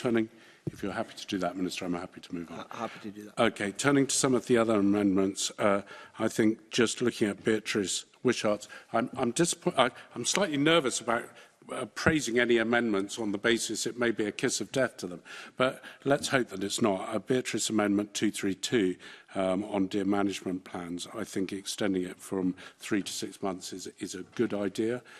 Personal experience tells me that one deer management plan took me over 18 months to agree because it was an agreement between public, private, trusts and also charities, and therefore trying to get everyone together to agree things took a rather long time, and therefore giving it a slightly longer period I think is an excellent idea. Amendment 222 on the review of the code every 5 years. I'm nervous about that in the sense that it takes quite a long time to draw up the codes. I was involved in the first code and it was fairly long in coming.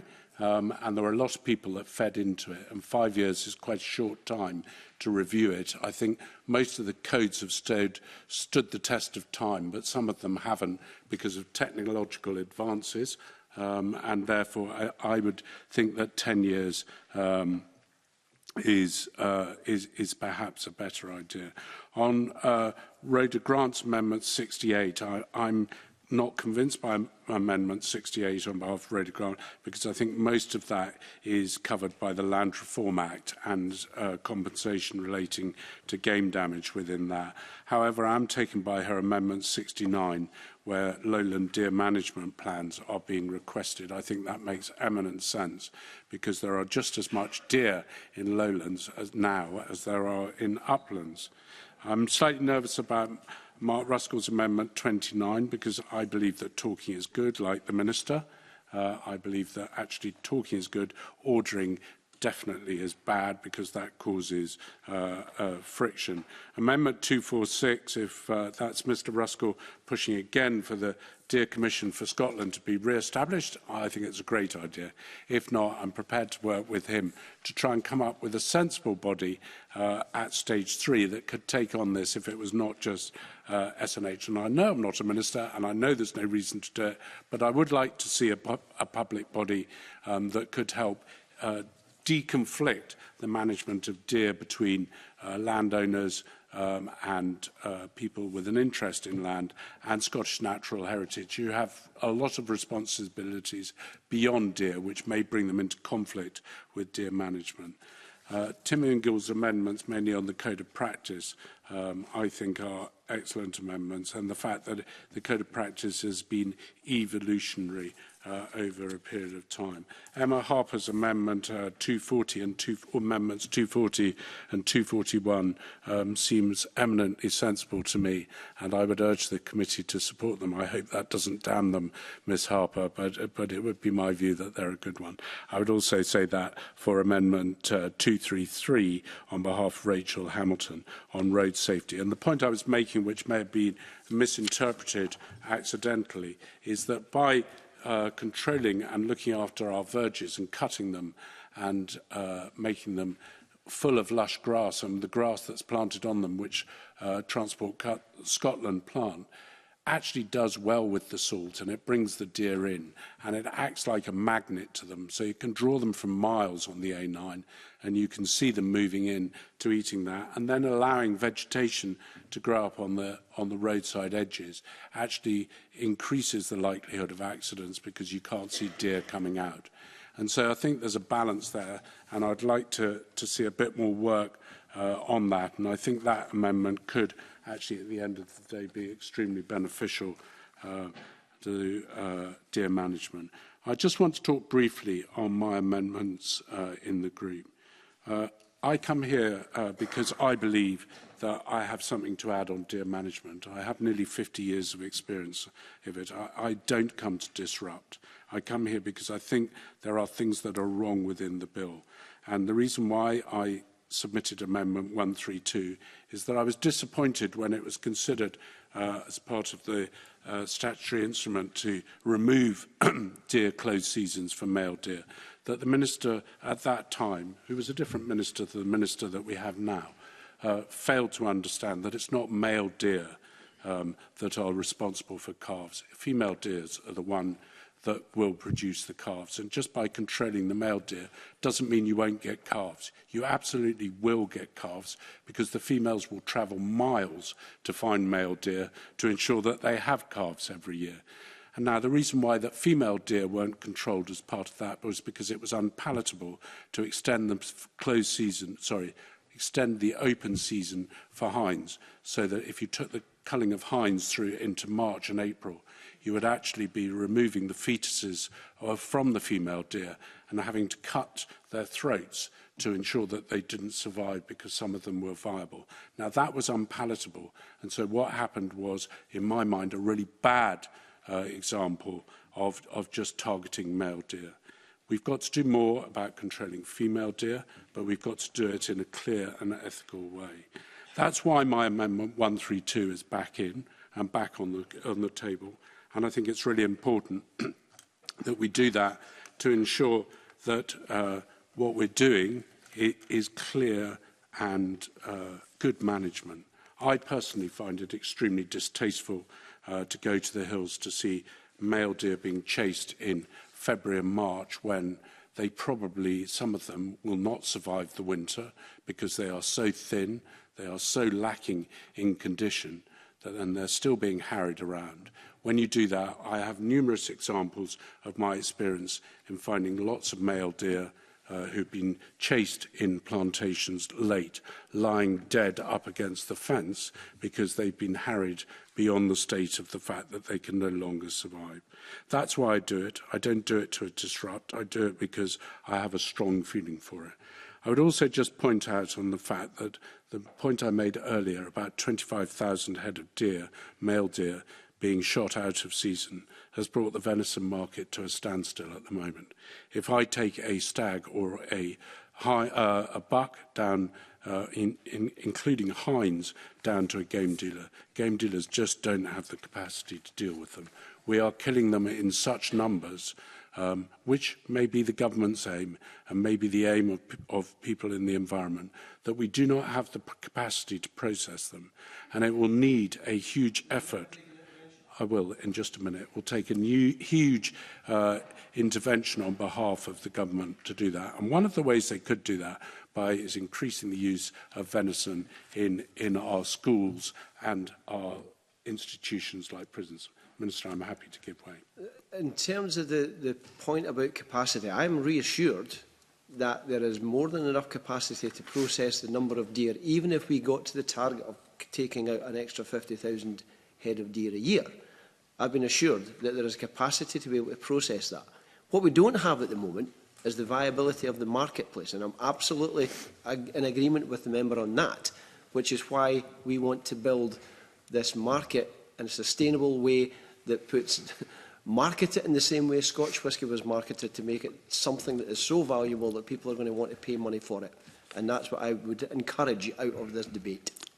And I would love I agree with the Minister, it's the capacity's there, but where these deer end up are in chillers in the back of lorries, in chillers in game dealers, and the meat is not leaving the shelf. Some of it actually gets to the stages where it has to be destroyed. And my point as well about the male deer is the fact that we have seen a build-up over the years of contract stalkers who move around Scotland shooting deer. And yes, they use the app. Yes, they record where the deer are shot. And where they shot for the Forestry Land Scotland, they get a payment for each deer that's shot. And that payment, as I said earlier, equates to about £4.8 million, which is a huge amount of money. And those contract stalkers often don't live in the communities where they're killing the deer. And all I'm trying to do, Minister, is get you and people to think about taking on more staff in Forestry Land Scotland to carry out deer management rather than deer control, making sure that they live in the communities where they do. Now, Amendment 133, I've banged on enough about that, I apologise, but I feel passionate about it, and my passion comes for the love of the animal that I believe we have to control. My Amendment 133 would stop this all becoming about single species. I would gently probe the Minister to say that in 2018 it wasn't all about deer, it was also all about sheep, because in 2018 Forestry Land Scotland killed 222 sheep to protect their trees, and they accepted that sheep play a part in control of the natural environment as well as deer. But what we've done, and what my amendment seeks to do, is stop making this all about deer and making it about holistic management. What my amendments 142 trying to make control schemes more accountable. I'm a great believer in relying on the knowledge, the citizens' knowledge, for lack of a better description, of people who've been doing this for years and years and years, and bring great knowledge to the table, knowledge that can't be found in books and can't be read in magazines. That's why I wanted control schemes to be more accountable. And amendments 145 to 146 are all about scrutiny. And I know that when it comes to scrutiny, we need to be careful that the people who are carrying out the scrutiny are not the people that are urging greater and greater killing. And at that stage, Convener, I will leave my remarks. But I would just say, if I may, before I close, I'm disappointed I've been called disruptive. I'm here because I have a passion, and I'm in this Parliament because I have a passion, and I'm in this Parliament because I represent many people in the countryside who share the passion that I do. Thank you, Convener. Edward Mountain to press or withdraw Amendment 132. I press Amendment 132, Convener. And the question is that Amendment 132 be agreed to. Are we all agreed? We are not agreed. There will be a division. Those supporting the amendment, please raise your hand now. Those opposed? Those members wishing to abstain? And the result of the vote is 3 for, 6 against. The amendment therefore has not been agreed. At this point, I propose that we have a comfort break and resume at 19:50. Thank you.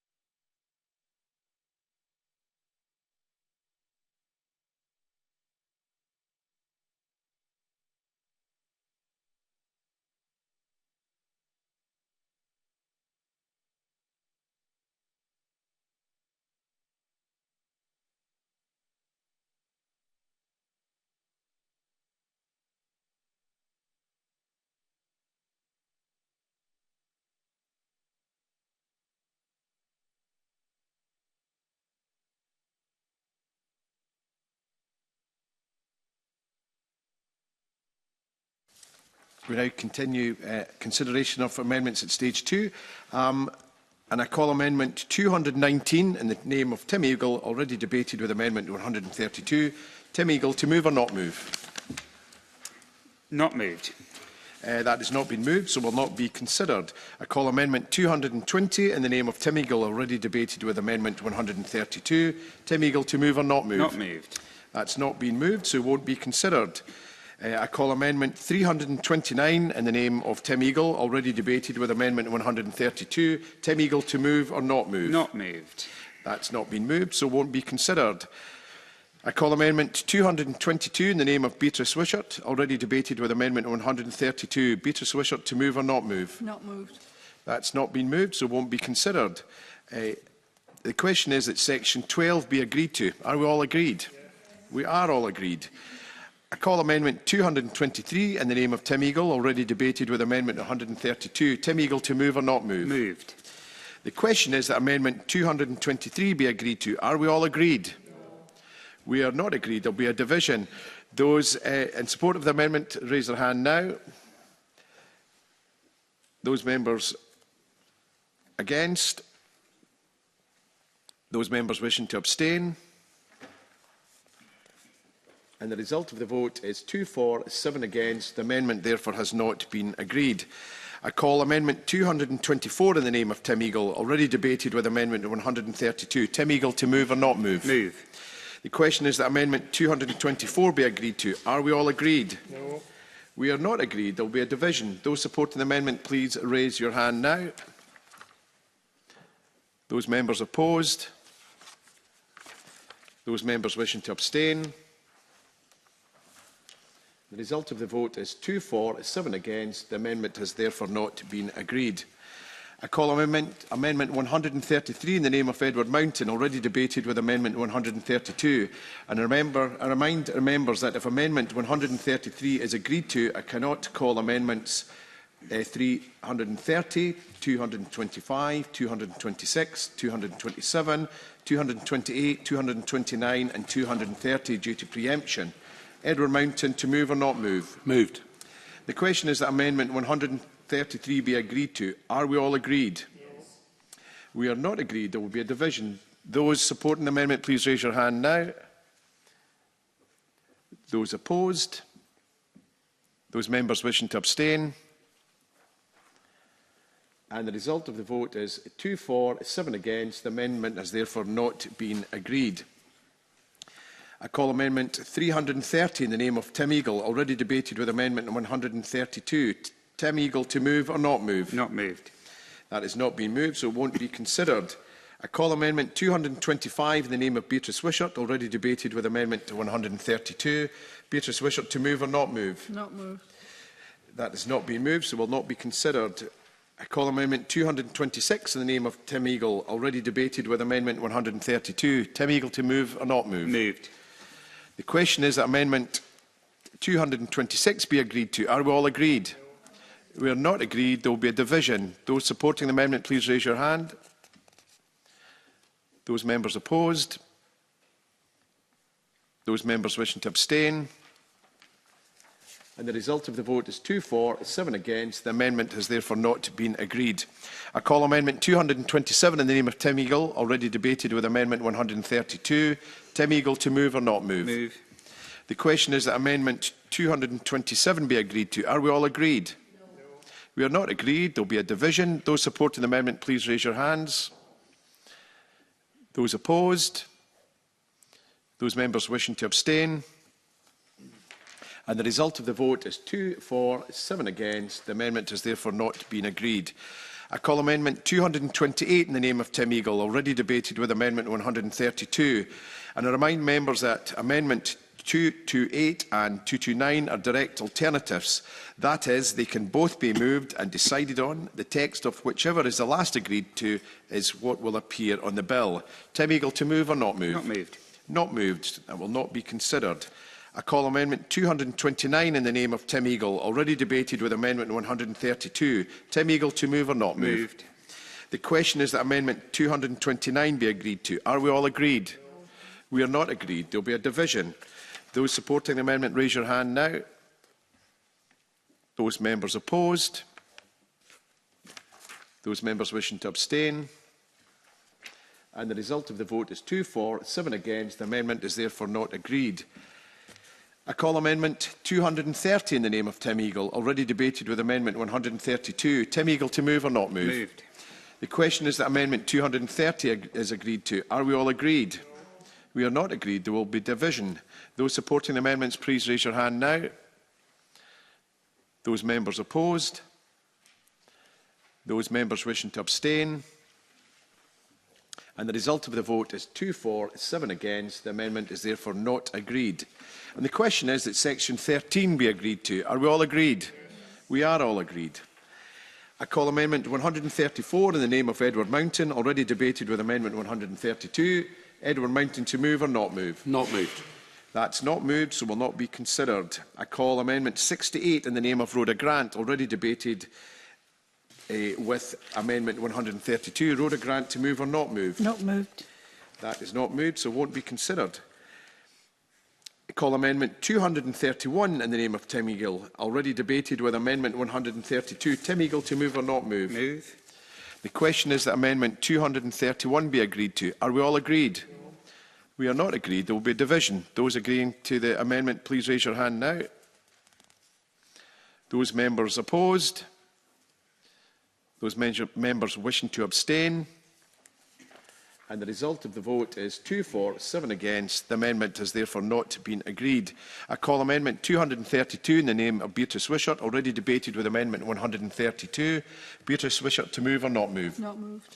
That has not been moved, so will not be considered. I call Amendment 69 in the name of Rhoda Grant, already debated with Amendment 132. Rhoda Grant, to move or not move? Not moved. That's not moved, so will not be considered. The question is that Section 14 be agreed to. Are we all agreed? Yes. We are all agreed. I call Amendment 233 in the name of Rachel Hamilton, already debated with Amendment 132. Rachel Hamilton, to move or not move? Moved. The question is that Amendment 233 be agreed to. Are we all agreed? We are not agreed. There will be a division. Those in support of the amendment, please raise your hands now. Those opposed?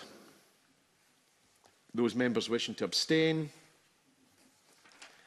And the result of the vote is 3 for, 6 against. The amendment has therefore not been agreed. I call Amendment 331 in the name of Tim Eagle, already debated with Amendment 132. Tim Eagle, to move or not move? Moved. And the question is that Amendment 331 be agreed to. Are we all agreed? We are not agreed. There will be a division. Those supporting the amendment, please raise your hand now. Those opposed? Those wishing to abstain? And the result of the vote is 2 for, 7 against. The amendment has not therefore been agreed. I call Amendment 135 in the name of Edward Mountain, already debated with Amendment 132. Edward Mountain, to move or not move? Not moved, Convener. That's not been moved, so won't be considered. I call Amendment 136 in the name of Rhoda Grant, already debated with Amendment 132. Rhoda Grant, to move or not move? Moved. The question is that Amendment 136 be agreed to. Are we all agreed? We are not agreed. There will be division. Those in support of the amendment, please raise your hand. Those opposed? Those wishing to abstain? And the result of the vote is 5 for, 4 against. The amendment has therefore been agreed. I call Amendment 234 in the name of Edward Eagle. Tim Eagle. Eddie the Eagle. I'll run that again for the benefit of the official report. I call Amendment 234 in the name of Tim Eagle, already debated with Amendment 132. Tim Eagle, to move or not move? Moved. The question is that Amendment 234 be agreed to. Are we all agreed? We are not agreed. There will be a division. Those in support of the amendment, raise your hands now. Those opposed? Those wishing to abstain? And the result is 2 for, 7 against. The amendment is therefore not agreed. I call Amendment 137 in the name of Rhoda Grant, already debated with Amendment 132. Rhoda Grant, to move or not move? Move. The question is that Amendment 137 be agreed to. Are we all agreed? We are not agreed. There will be a division. Those in support of the amendment, please raise your hand now. Those members opposed? 137. Well, wait, okay. I'll run that again. The question is that Amendment 137 be agreed to. Are we all agreed? We are not agreed. There will be a division. Those supporting the amendment, please raise your hand now. Those opposed? Those wishing to abstain? And the result of the vote is 3 for, 6 against, and the amendment is therefore not agreed.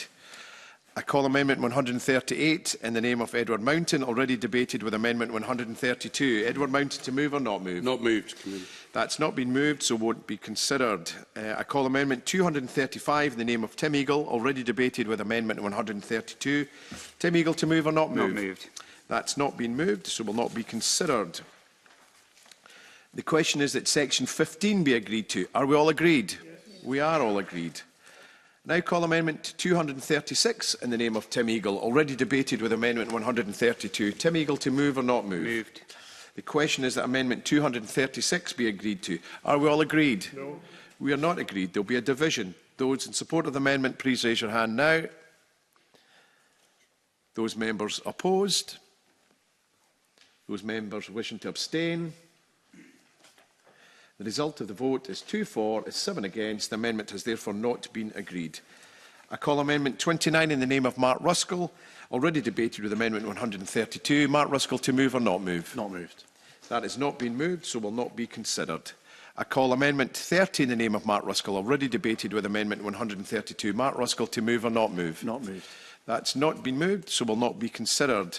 I call Amendment 139 in the name of Edward Mountain, already debated with Amendment 132. Edward Mountain, to move or not move? Not moved.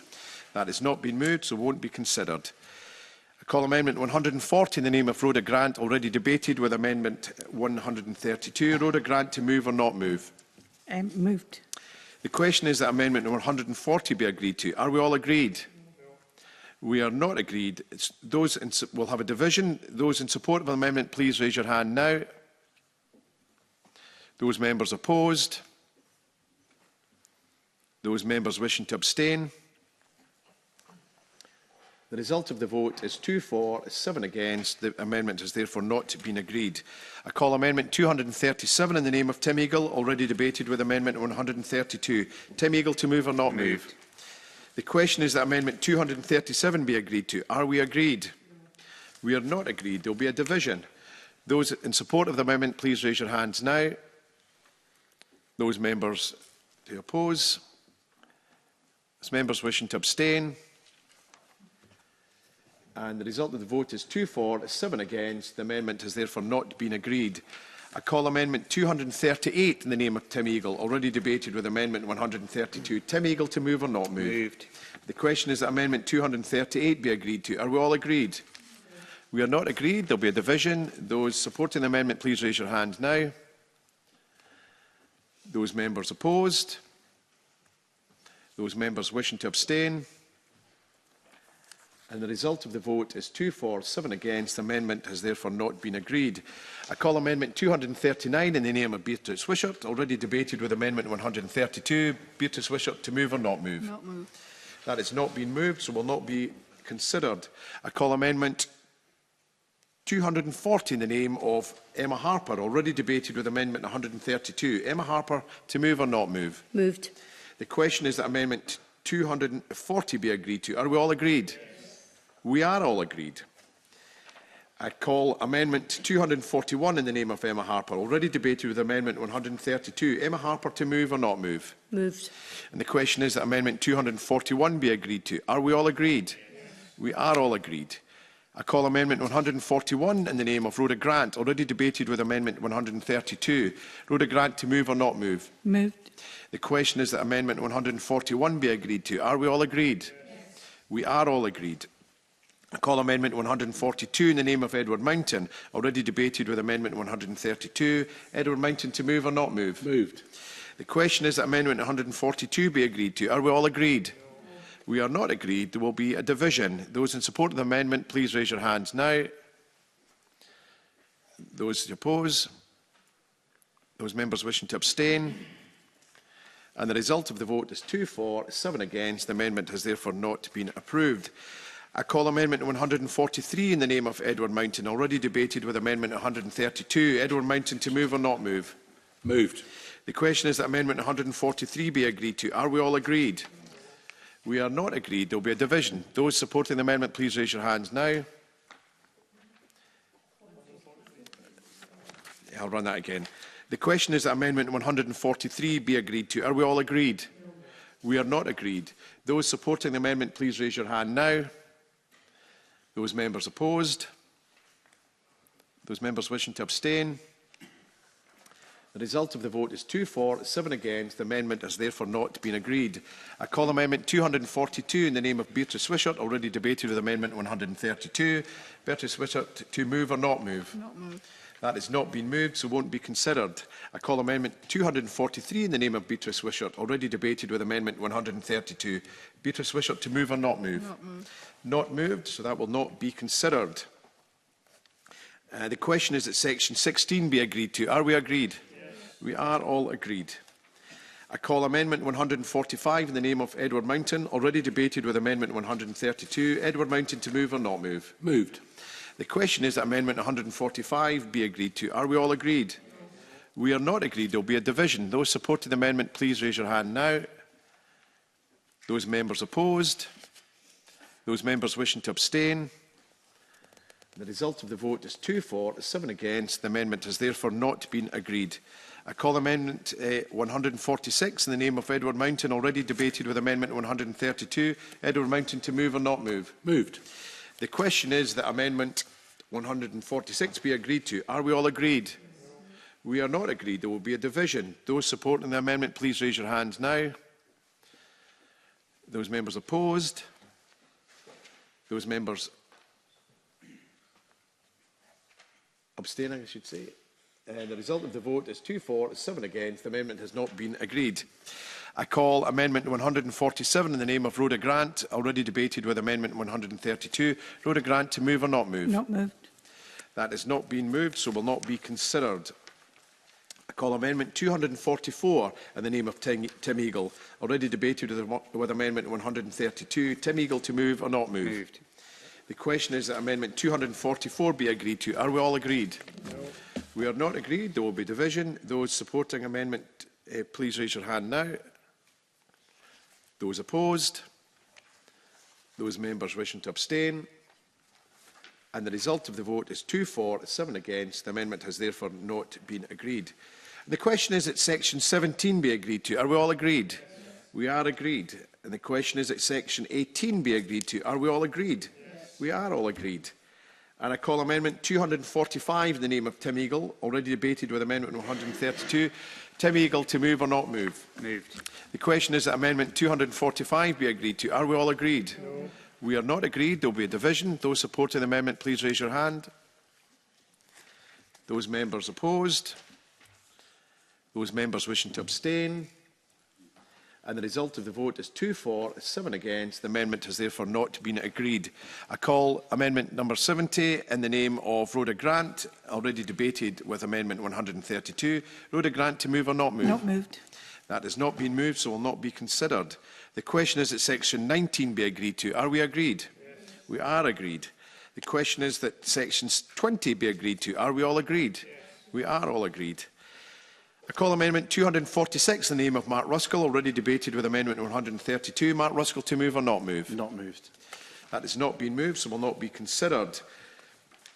The question is that Section 21 be agreed to. Are we all agreed? Yes. We are all agreed. I call Amendment 148 in the name of Edward Mountain, already debated with Amendment 132. Edward Mountain, to move or not move? Convener, I don't know if it helps. I don't propose to move Amendment 148, 149, 150 and 151. So I'm happy if you want to put the question on those en bloc. If not, I'll just say not moved. Yeah, we'll have to move through them quickly. Thank you for that offer. Not moved.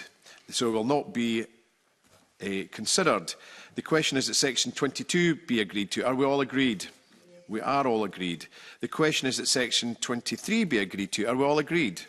We are all agreed. I call Amendment 149 in the name of Edward Mountain, already debated with Amendment 132. Edward Mountain, to move or not move? Not moved.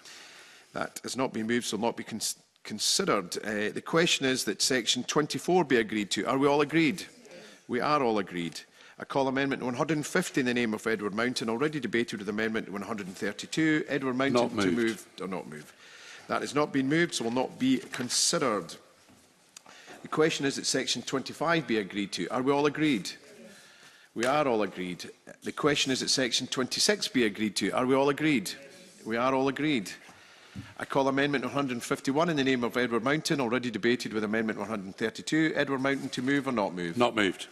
That's not been moved, so will not be considered. I call Amendment 71 in the name of the Minister, already debated with Amendment 132. Minister, to move formally. Moved, Convener.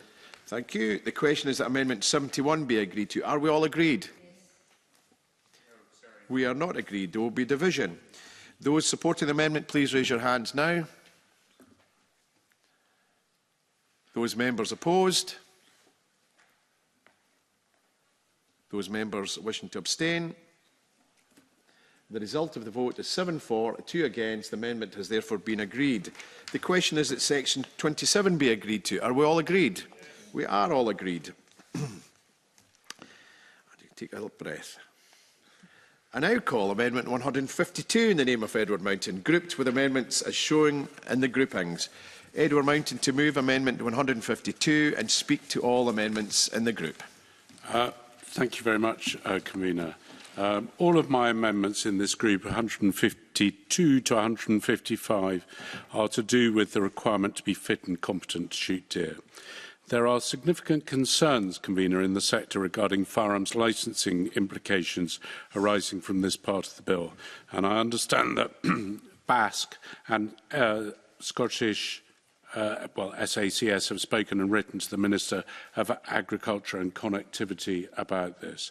As drafted, the bill would require anyone shooting deer in Scotland to be entered on a new register of authorised persons assessed by NatureScot as fit and competent to shoot deer.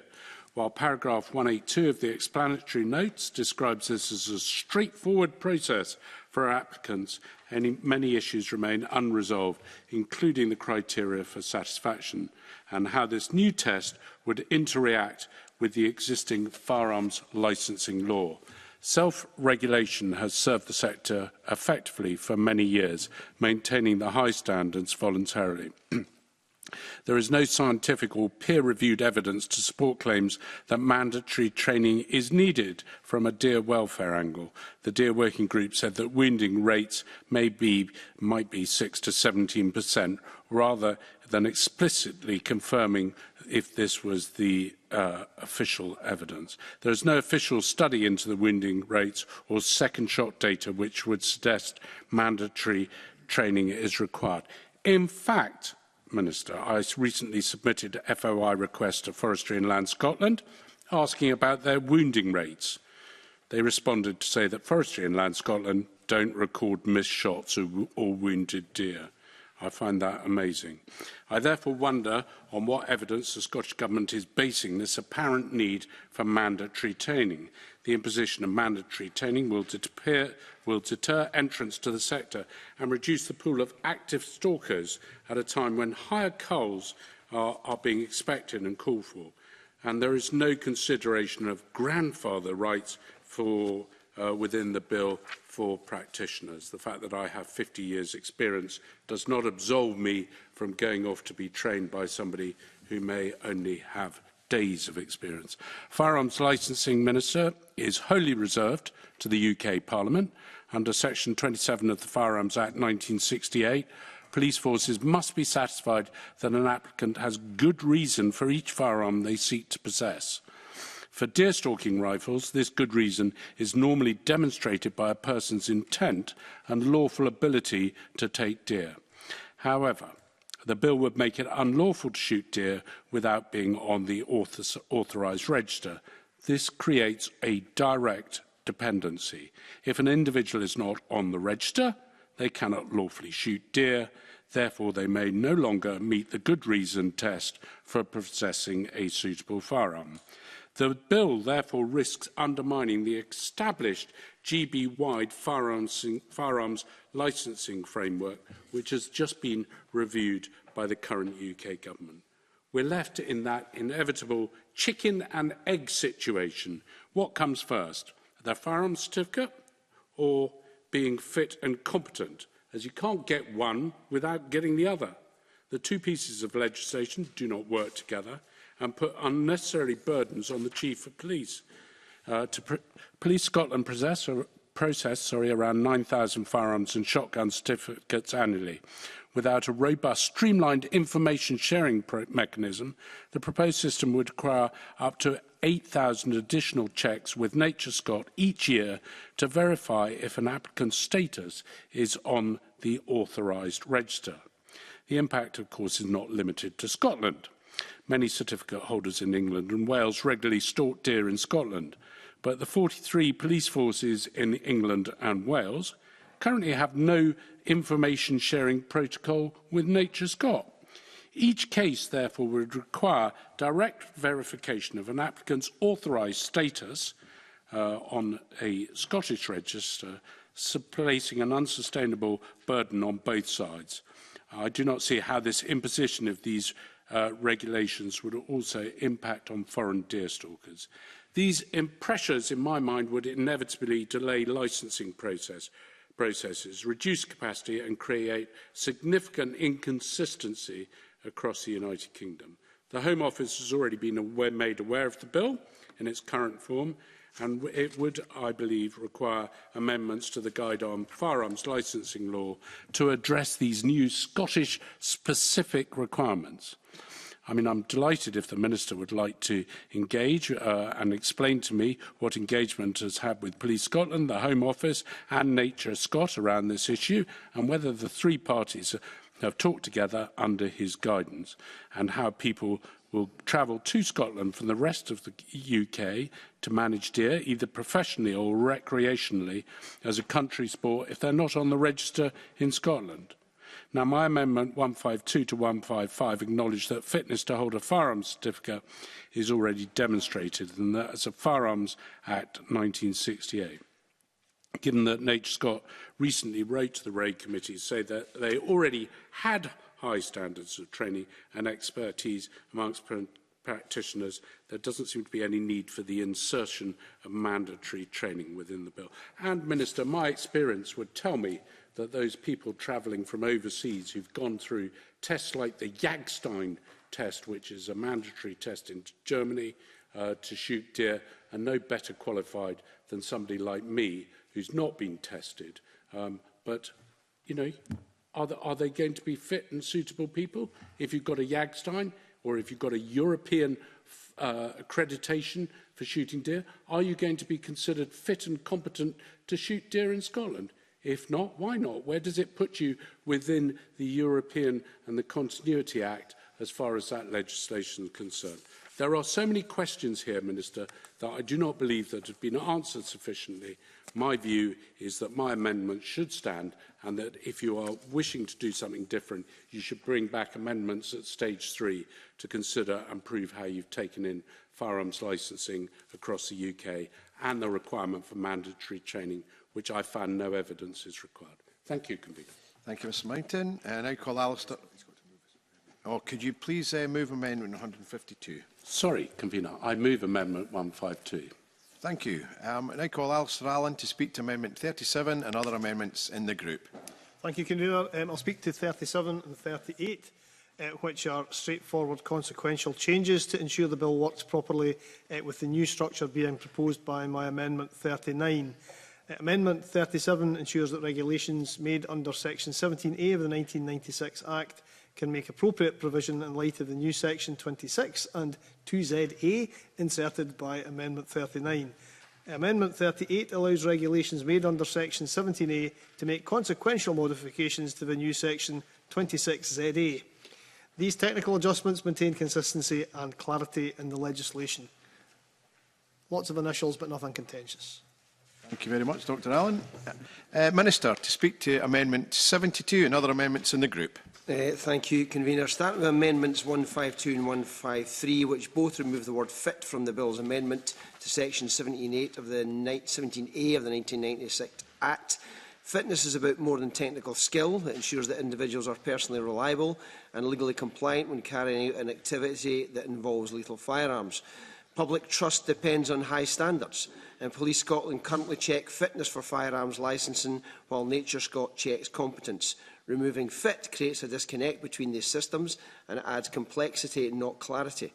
Competence alone is not enough when dealing with firearms and wildlife management, so we must retain the requirement for individuals to be both fit and competent to protect safety, maintain legal clarity and uphold public confidence. So for these reasons, I encourage members to oppose Amendment 152 and 153. Amendment 37 and 38 are simple but important technical changes that are made in consequence of Amendment 39. The update cross-reference in Section 28 so that the Bill makes the necessary changes to the 1996 Act to ensure it aligns with the revised structure of Section 26 and the new Section 26ZA introduced by Amendment 39. These amendments are updates to the references in line with Amendment 39 and they ensure consistency and clarity in the legislation. They do not alter policy intent but make sure the law works as intended. So therefore I encourage members to support Amendment 37. My Amendments 72 and 73 make technical but important adjustments to 17A of the Dear Scotland Act 1996 to allow for implementation of the two key recommendations from the Dear Working Group. Firstly, we have made a minor amendment to put beyond doubt that provision can also be made via regulations in relation to any additional information to be included in cull returns over and above the required information, the number of deer of each species and each sex, for example. Secondly, we have made a minor amendment to the definition of cull returns to ensure that the information required from planned cull returns can cover a period not exceeding 5 years. As set in our response to these recommendations, the Scottish Government agrees that gathering a broader range of data will improve our understanding of the wild deer populations, their impacts and their densities. These are minor but necessary amendments that support the effective implementation of the Deer Working Group's recommendations. So for these reasons, I would encourage the Committee to support 72 and 73. Regarding Amendments 154 and 155, these proposals would weaken the Bill's ability to maintain high standards in deer management. Amendment 154 introduces unnecessary bureaucracy. It forces ministers to produce detailed statements before making any changes to the register of persons competent to shoot deer. I'd also highlight that as the register has not yet been established by regulations, the requirement in this amendment will only apply to changes following the introduction of the register, not the new register when introduced. It also restricts future improvements. Excuse me, Convener.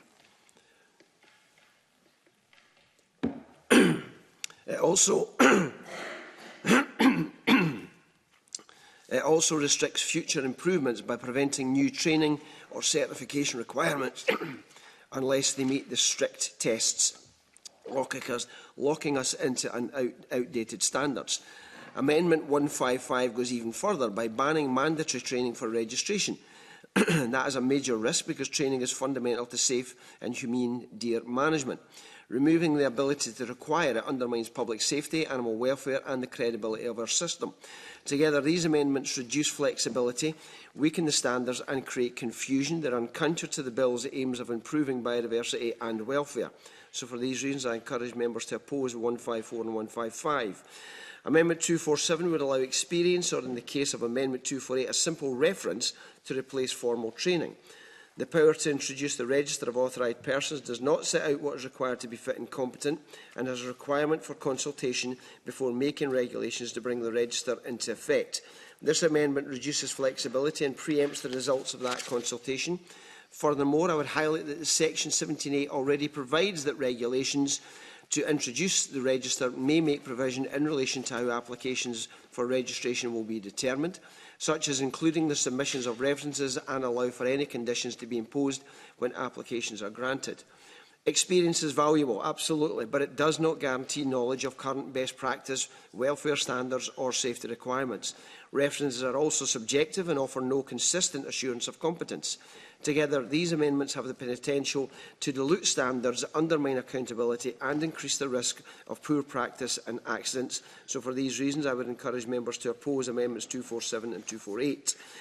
Amendment 249, in the name of Beatrice Wishart. Training is essential, but this amendment is unnecessary. Regulations to create a government-run scheme aren't needed because effective training schemes already exist. The enabling power in the DEAR Act already allows us to consult widely and introduce any additional requirements through secondary legislation. Our current preference is not to set training details in law. Instead, we would use an SSI for the Fit and Competent Register and request NatureScot publish a list of approved schemes. NatureScot have got the expertise to consider what is required here, with input from relevant stakeholders. That gives flexibility, avoids bottlenecks and keeps pace with best practice. A rigid government scheme risks duplication and delays. And I know there are legitimate concerns around how the new Fit and Competent scheme will work in practice, and I want to set out very clearly that we will be consulting those who are going to be affected fully on the proposals for the scheme. We will also be looking at barriers to access and training, be that financial or time-based barriers or issues around locality and travel. In our consultation, we will set out that we expected baseline competence to be akin to deer stalking level 1 or DCS1, DSC1. We are not intending that to be the only option. We want to hear from deer managers about what other courses should be included and how we can transition to a new register. I will. Absolutely understand, and the level 1 exam that one does. Are you expecting people who come from overseas to do that before they can go to the Hill, to prove that they're fit and competent? I mean, when I last did it, which was a long time ago, it took 2 days and a range day on the back of it. So they come over 3 days early to get through it. Is that right? And what about the people from south of the border? Yeah. They have to come up and do 3 days of training first, do they? As I've already said, in the consultation, we want to hear from deer managers about what other courses should be included, what other things we can put in place that would allow their transition to that new register. But, Minister, if I could just say, at the moment, being taken out on the Hill by a qualified stalker usually is considered to be sufficient. And the qualified stalker goes through every possible eventuality taking people to the Hill and to a target before they go to the Hill. But sometimes, occasionally, that people have to move in different directions, which would mean that an individual is on his own or her own when they come to shoot the deer. As they're not fit and competent, they couldn't do that, could they? As I've said, when we go through the consultation, we will be consulting with deer managers and NatureScot to put forward the proposals that will allow us to develop that fit and competent register, and all of these things can be considered during that consultation. Mr. Take an intervention. Yep. Has the Scottish Government conducted any research into the impact on lowland deer management of mandatory training as the impact on lowland deer management? Have you conducted any research? Has the Scottish Government researched into the impact of mandatory training on lowland deer management? The recommendations that came out of the Deer Working Group. But I know that from a Freedom of Information request that the Scottish Government responded by saying that they hadn't done that. Done the consultation because it came out of the Deer Working Group, who we had commissioned to actually look at all the deer management options that we were looking at. But with respect, why are you bringing this forward without having done that previously? It came out of the Deer Working Group. I've just stated that what we're doing is we're bringing in this requirement, but we will consult on it before it comes back to this committee for consideration as secondary legislation. So all the issues that Mr Mountain is raising and that you're raising can be ironed out as we go through the process of consultation, and then we can bring an SSI back here that this committee will be able to scrutinise. Okay. Could I just be clear on the Deer Working Group that NFU and BASC had expressed concern around this, but on that Deer Working Group, who is actually on that Deer Working Group? Apologies, I was distracted. Could you say that again, please? Well, NFU and BASC had expressed concern around this, even though we had that information in front of us by FOI, which you've just confirmed, that there has been no research done and that you will be doing it through consultation. But who will be considering this in the DEAR working group? Are you planning to keep the individuals in that DEAR working group who are already there, or is that going to change, or what will happen? NatureScot will consult widely across the sector, including the people who carry out deer management currently at this moment in time, like any other consultation, and then that consultation will provide the results, which will then be brought back to this committee as an SSI. So the full scrutiny process will enable us to find a scheme that works appropriately, given the concerns that have been raised. Okay. Okay, move on. Amendment 250 from Tim Eagle. While supporting access to training is important, Amendment 250 is undesirable.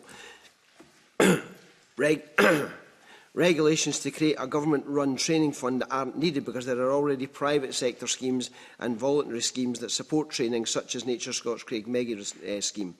Our preference is not to fix funding in law. Instead, we can work with NatureScot and industry to approve training schemes and explore partnership funding. This approach is more flexible, it avoids bureaucracy and prevents unrealistic expectations of full government funding. So for these reasons, I'd ask member not to press Amendment 250 and for members to oppose it if it is pressed. Thank you, Convener. Thank you, Minister. And I call Tim Eagle to speak to Amendment 247 and other amendments in the group. Well, I appreciate the Minister's comments, but here's my point of view for 247, 248 and 250. In Section 28, the Bill establishes a new requirement for the register of those who are authorised to shoot deer. Those on the register will need to be both fit and competent. This will in all likelihood require in some fashion that baseline competence is proven.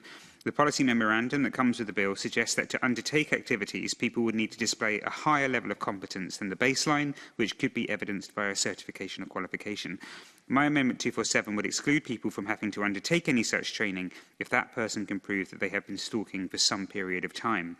Now, industry concerns from bodies such as NFUS and BASC have highlighted that the introduction of so-called mandatory training could leave the sector significantly short of deer stalkers. That's not something that we want. There are also concerns that new stalkers may be discouraged from entering the sector because of potential required training. The Scottish Government has sought to include such training for safety and animal welfare purposes, and whilst these are reasonable concerns, it does not take away from the fact that the bill may have unintended consequences. And unfortunately, the Government appear to have done little research on the likely negative impacts to the deer sector of any specific training. Therefore, I propose 247, 248 and 250 to help manage the bill's likely requirements for competence to be proven alongside serious and genuine concerns from the deer stalking sector. The Amendment 247 certainly would. Yes. Oh, sorry, my apologies, I didn't hear you. That's right. Would the member accept that we've talked consistently today and this evening about our ability to make venison a product that people want to buy and have absolute confidence in? The provision of a fit and competent register allows us to be able to give that confidence to the public that when they're eating wild venison, that venison has been produced by somebody who has gone through a process that gives them the confidence that it is being done properly. A lot of the things that Mr Eagle talked about there, it's already the case that people have to have that ability to be able to do so.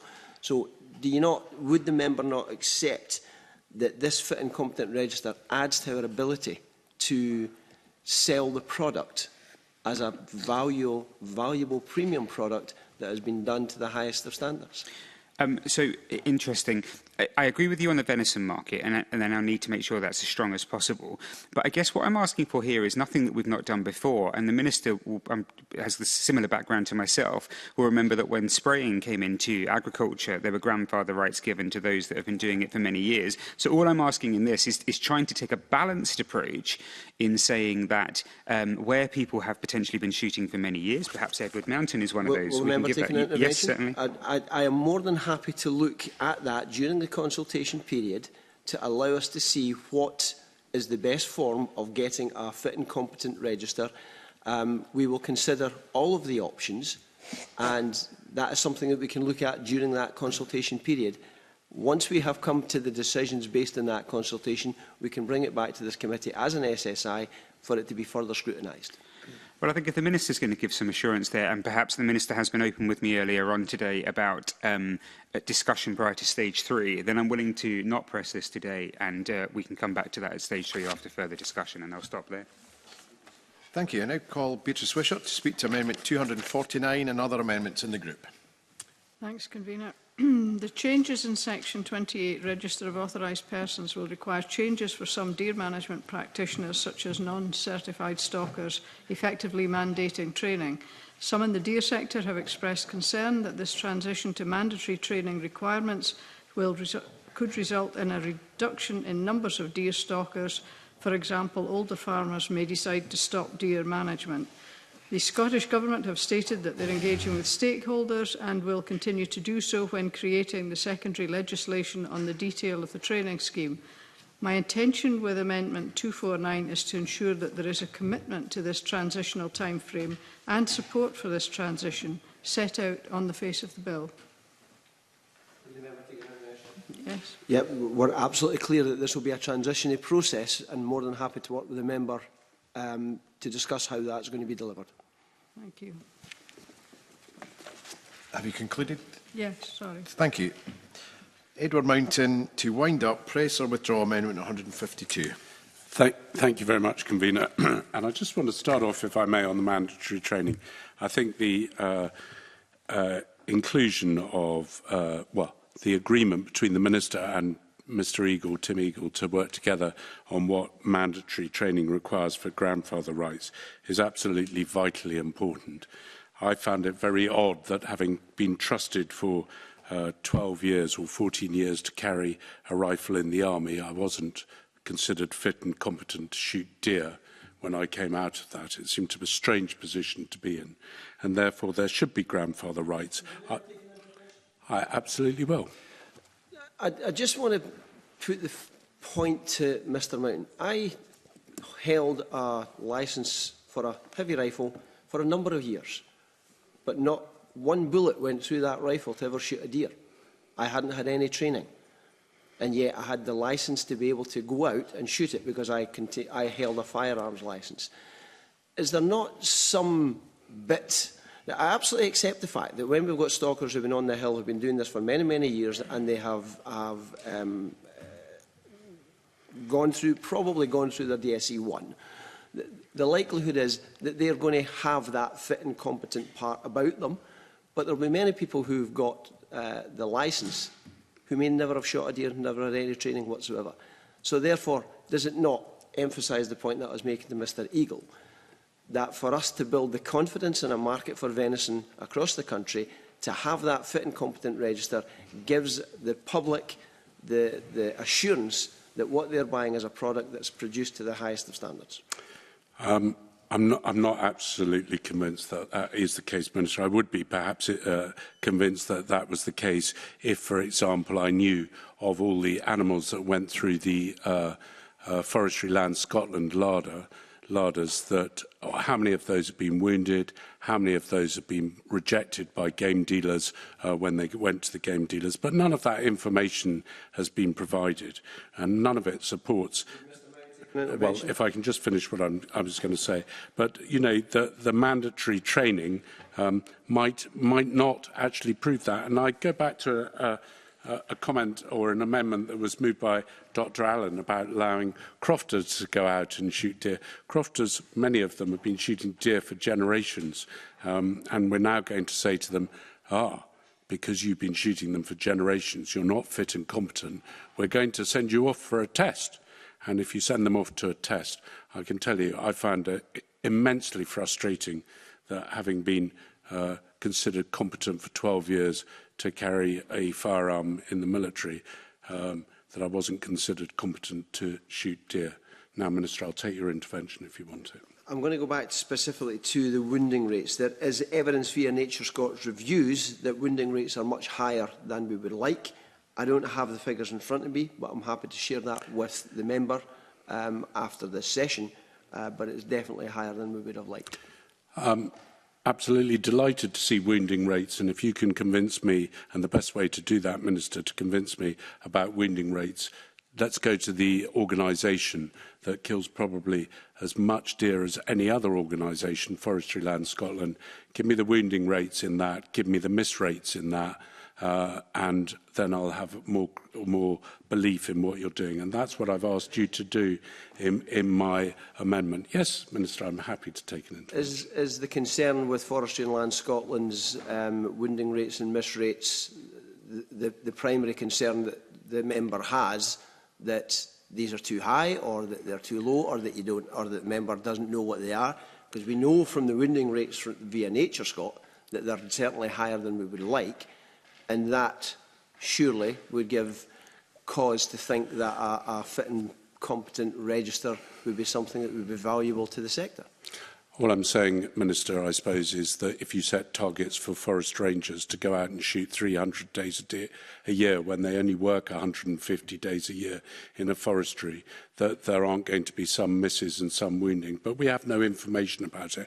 And as far as the SNH figures are concerned, I have no idea where they got them from. Have they trawled all the local estates that have been shooting deer? How have they got that information? Very happy to scrutinise it with you, Minister, over a cup of coffee to see whether it's required. And I'll take that offer if you want to make it at some stage. But I do find that mandatory training without grandfather rights would be particularly difficult and particularly galling for those people that are already out there doing what we've asked them to do. Now, the one thing I didn't hear in the Minister's response, Convener, when he went through, was any evidence that he had spoken with Nature Scot and the police authorities south of the border and the Home Office regarding the licensing requirements. Minister, I would happily give way if you could give me some examples of when you'd spoken to the Home Office about this, how this bill would affect licensing for firearms across the United Kingdom. Could you give me? We haven't looked at it across the United Kingdom, we've looked at it in Scotland. Oh. But firearms licensing is a reserved matter under a UK legislation. Yeah, but it doesn't have implications to what it is that we are trying to do here. The Really? Police Scotland will still make the decision as to whether or not a licence should be given to somebody that they believe to be a fit person to have a firearms licence. Of course you're right, Minister. You're absolutely right if they live in Scotland. But if they don't live in Scotland, it won't be Police Scotland that's deciding. So you should, in my mind, Minister, have talked to the UK police forces to find out what chance they have to liaise with Nature Scot to find out whether firearms that are issued south of the border can be used in Scotland for fit and competent people. And nothing's been done. The member take an intervention? Absolutely happy to. So Minister. would the member then accept the fact that that's why we're doing the consultation to work out what these issues will be, but that doesn't change the fact that what we want is a fit and competent register for people who are taking deer out in Scotland? I absolutely believe that if I'm bringing legislation, or if I was ever in the position to bring in legislation to this Parliament, I'd carry out the consultation before I brought the legislation. And on that note, Convener, I'll leave it. Thank you. Edward Mountain to press or withdraw Amendment 152. I'm pressing the amendment, Convener. The question is that Amendment 152 be agreed to. Are we all agreed? We are not agreed. There will be a division. Those supporting Amendment 152, please raise your hands now. Those opposed? Those members wishing to abstain? And the result of the vote is 2 for, 7 against. The amendment has therefore not been agreed. I call Amendment 37 in the name of Alistair Allen, already debated with Amendment 152. Alistair Allen, to move or not move? Moved. The question is that Amendment 37 be agreed to. Are we all agreed? Yes. 100. We are not agreed. There will be division. Those in support of the amendment, please raise your hand now. Those members opposed? Those members wishing to abstain? And the result of the vote is 7 for, 2 against. The amendment has therefore been agreed. I call Amendment 153 in the name of Edward Mountain, already debated with Amendment 152. Edward Mountain, to move or not move? Moved. The question is that Amendment 153 be agreed to. Are we all agreed? We are not agreed. There will be a division. Those supporting an amendment, please raise your hand now. Those members opposed? Those members wishing to abstain? The result of the vote is 2 for, 7 against. The amendment has therefore not been agreed. I call Amendment 72 in the name of the Minister, already debated with Amendment 152. Minister, to move formally. Moved, Convener. And the question is that Amendment 72 be agreed to. Are we all agreed? We are all agreed. I call Amendment 38 in the name of Alistair Allen, already debated with Amendment 152. Alistair Allen, to move or not move? Moved. The question is that Amendment 38 be agreed to. Are we all agreed? We are not agreed. There will be a division. Those supporting the amendment, please raise your hands now. Those opposed? Those members wishing to abstain? The result of the vote is 7 for, 2 against. The amendment has therefore been agreed. I call Amendment 154 in the name of Edward Mountain, already debated with Amendment 152. Edward Mountain, to move or not move? Moved. The question is that Amendment 154 be agreed to. Are we all agreed? We are not agreed. There will be a division. Those supporting the amendment, please raise your hands now. Those opposed? Those members wishing to abstain? And the result of the vote is 2 for, 7 against. The amendment is therefore not agreed. I call Amendment 155 in the name of Edward Mountain, already debated with Amendment 152. Edward Mountain, to move or not move? I'm not going to move that one now. That has not been moved, so it will not be considered. I call Amendment 247 in the name of Tim Eagle, already debated with Amendment 152. Tim Eagle, to move or not moved? The question is that Amendment 247 be agreed to. Are we all agreed? Oh, I beg your pardon. Not moved. My apologies. That has not been moved, so will not be considered. I call Amendment 248 in the name of Tim Eagle, already debated with Amendment 152.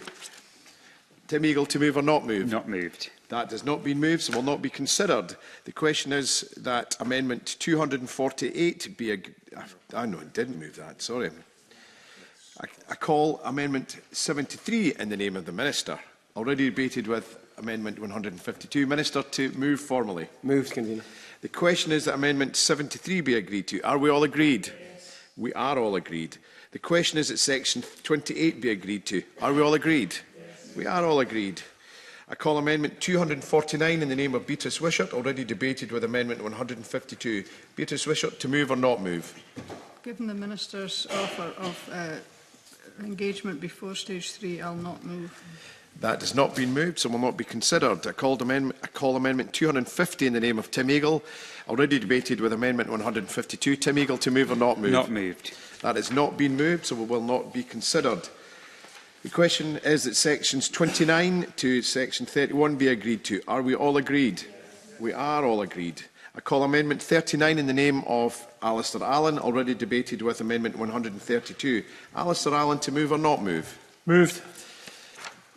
The question is that Amendment 39 be agreed to. Are we all agreed? We are not agreed. There will be a division. Those supporting the amendment, please raise your hand now. Those opposed? Those members wishing to abstain? The result of the vote is 7 for, 2 against. The amendment, has therefore been agreed.